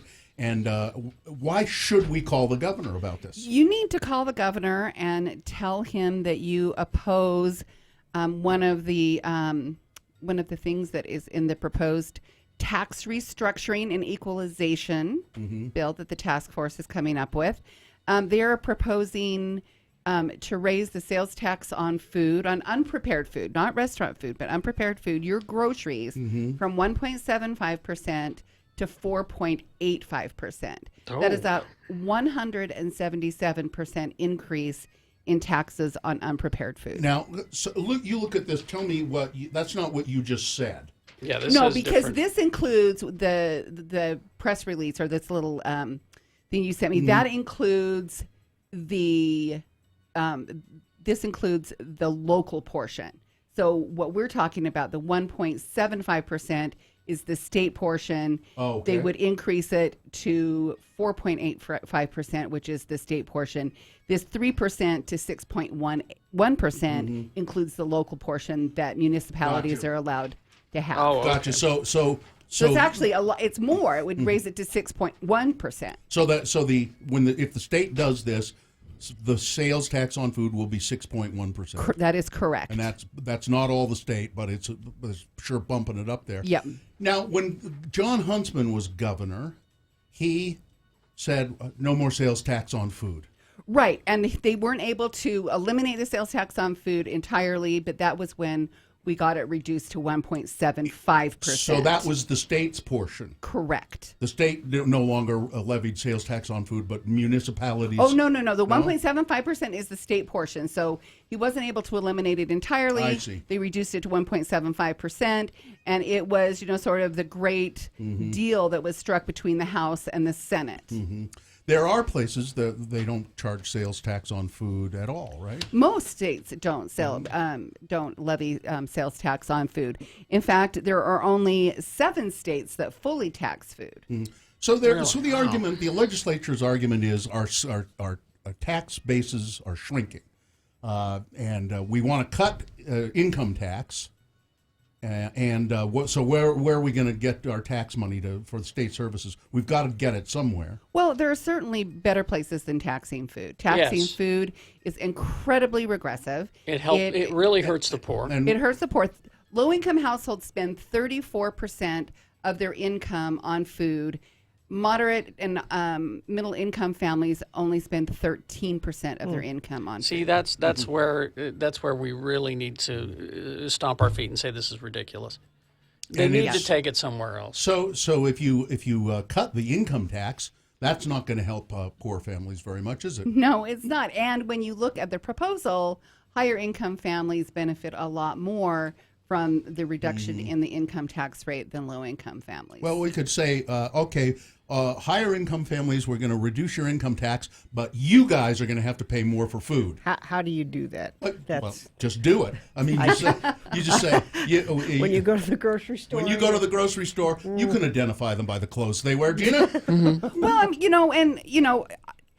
one of the proposals to mitigate the harm on low-income families is to offer some sort of a rebate. And, we really appreciate that they are thinking about how this will impact low-income families. But a rebate would have to be filed when you file your taxes. So you have to wait. So you have you have to wait a year. That's ridiculous. If you're, if you're Paycheck an elderly to paycheck, that household, doesn't if you're help. and if you're, if you don't have earned income, and you'd probably have to save all the receipts. Right. Right. right, and You know. so I mean, and it's just Yeah. a bureaucratic system that makes it more difficult, Exactly. and jump through a hoop to get a modest rebate back when you need that money every month. So not only should we not have a sales tax, not increase. We shouldn't have any sales tax. No, on we food. shouldn't have any sales tax on food. We'd love to see this go away entirely. So how do we you agree. call the governor? Did you find it? Yep. 801-538-1000. There you go. 801. Call and ask Governor Herbert to not support increasing the sales tax on food. Now, there's going to be a special session of the legislature, or are they going to not consider it until January? That is our understanding, is that there is a task force meeting on Thursday afternoon at 4 o'clock. Mm-hmm. They will have another one, I believe, on November 21st. Mm-hmm. And they will vote on vote out of committee, out of this task force, vote on some legislation. And then there will be a call for a special session sometime in December. Mm-hmm. I think the latest they could have that would be December 18th. We think that it will probably be December 13th. We heard that there was a podcast where they discussed that. Mm-hmm.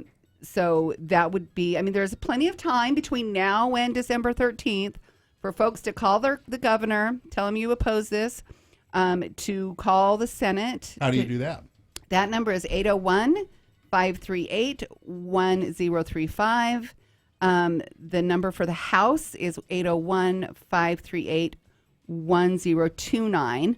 Utahns Against Hunger is also circulating a petition that we will deliver to the governor and to the legislature. And you can find that at our website, which is www.uah.org, and is under our news tab. And so you can sign the petition online? Yes, you sure Great. can. Okay. All right, let's do that right now. Gina Cornea, thank you. Utahns Against Hunger, thank you. Get rid of the sales tax on food. Yes. Don't discuss raising it. No, It's not at all. ridiculous. Too many hungry people already. Thank you. All right. Thanks. All right, thank you very much. We'll take a break. We'll be back.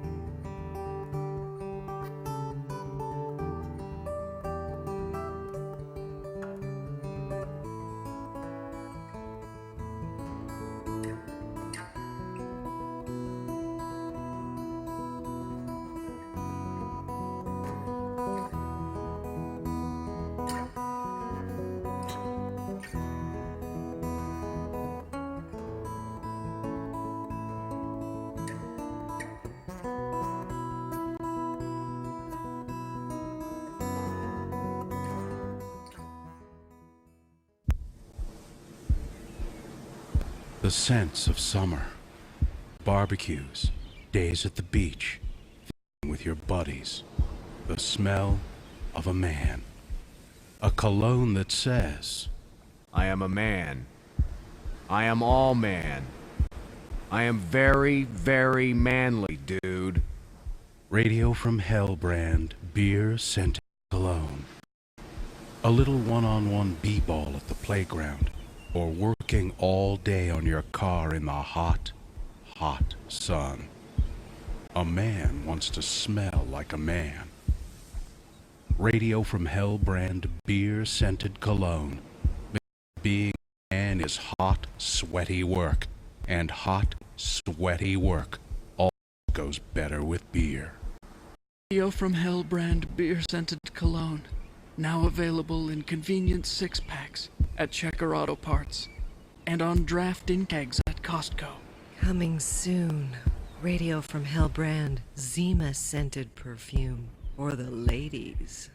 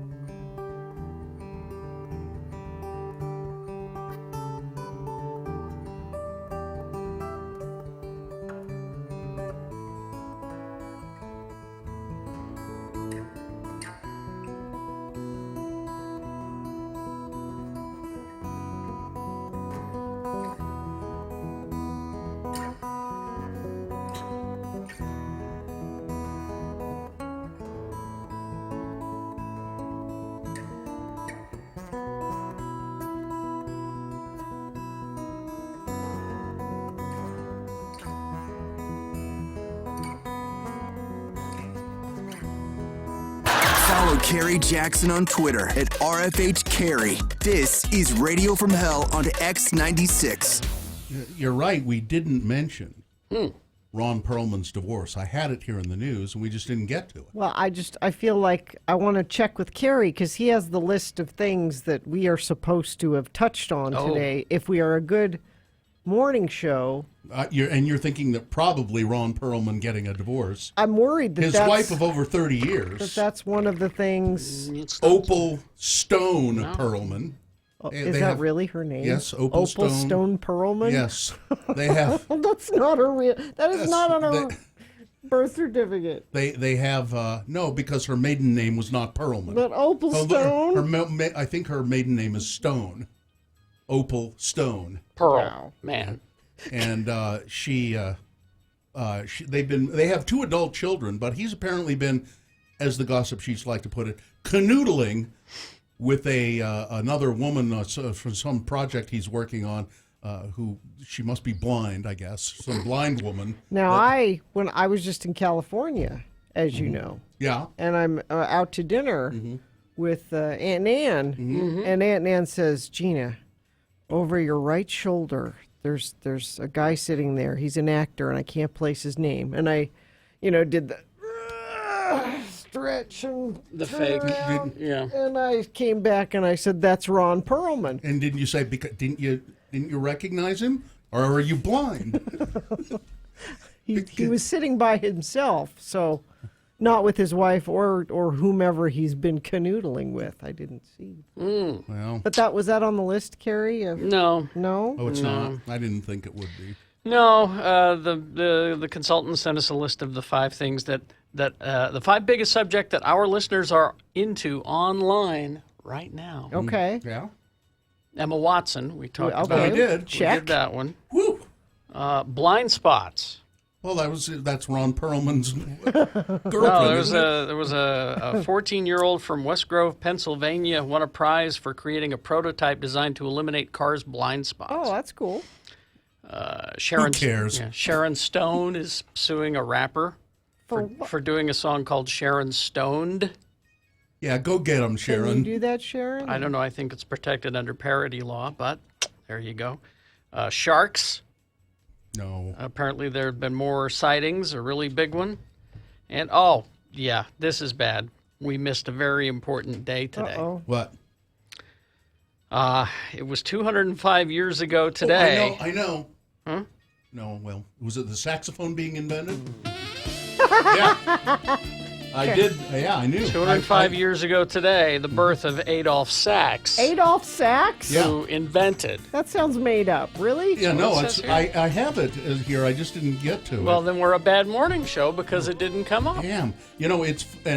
I was looking at it. I was going to mention it because one thing about, let me find it, Saxophone Day. There it is. I had no idea. I knew there were a couple of different saxophones. There are 5 different saxophones. There are, 8. Excuse me, 8. What kind does Kenny G play? He plays a soprano sax. There's a sopranino, the soprano, the alto, the tenor, the baritone, the bass, the contrabass, and the sub-contrabass saxophone. But yeah, the one Kenny G plays, doesn't look like a saxophone. And It's like a flute. his guy from the chat room says, it just got sexier in here. Sure did. Famous saxophone players: John Coltrane, Stan Getz, Coleman Randolph Hawkins, the Hawk. I heard James Moody. I heard an interview. Charlie Parker, one more, and Lester Young. Kenny G not on the list. I heard an interview with Rob Lowe. Famous saxophone player. What? Because, in St. Elmo's Fire, he's a saxophone player. But he didn't actually play. Well, so he did some fundraiser, some Democratic fundraiser, where they had him come out and pretend to play the saxophone. They had somebody playing backstage, and he was playing. He learned the fingering. And I guess Bill Clinton saw him on stage, and he said, "We're gonna have to play together sometime." But Bill actually plays. Bill actually plays, and Where? Rob does not. And he said, "But that's how good an actor I am. I tricked Bill Clinton into thinking I knew what I was doing." This is a story Rob Lowe made up, isn't it? I think. Sounds like to me. Could be. So, yeah. Polish off your saxophone. And... So good. We checked everything off our list. All right. No Kenny G listed here. All right. The famous saxophone player. Let's do the promo and get out of here. Well, okay, just a minute. Hang on. Oh. Do you need... No, there. No, I don't. Okay. There it is. We've made it to... Katie, you put hump day in the promo. We don't say hump day.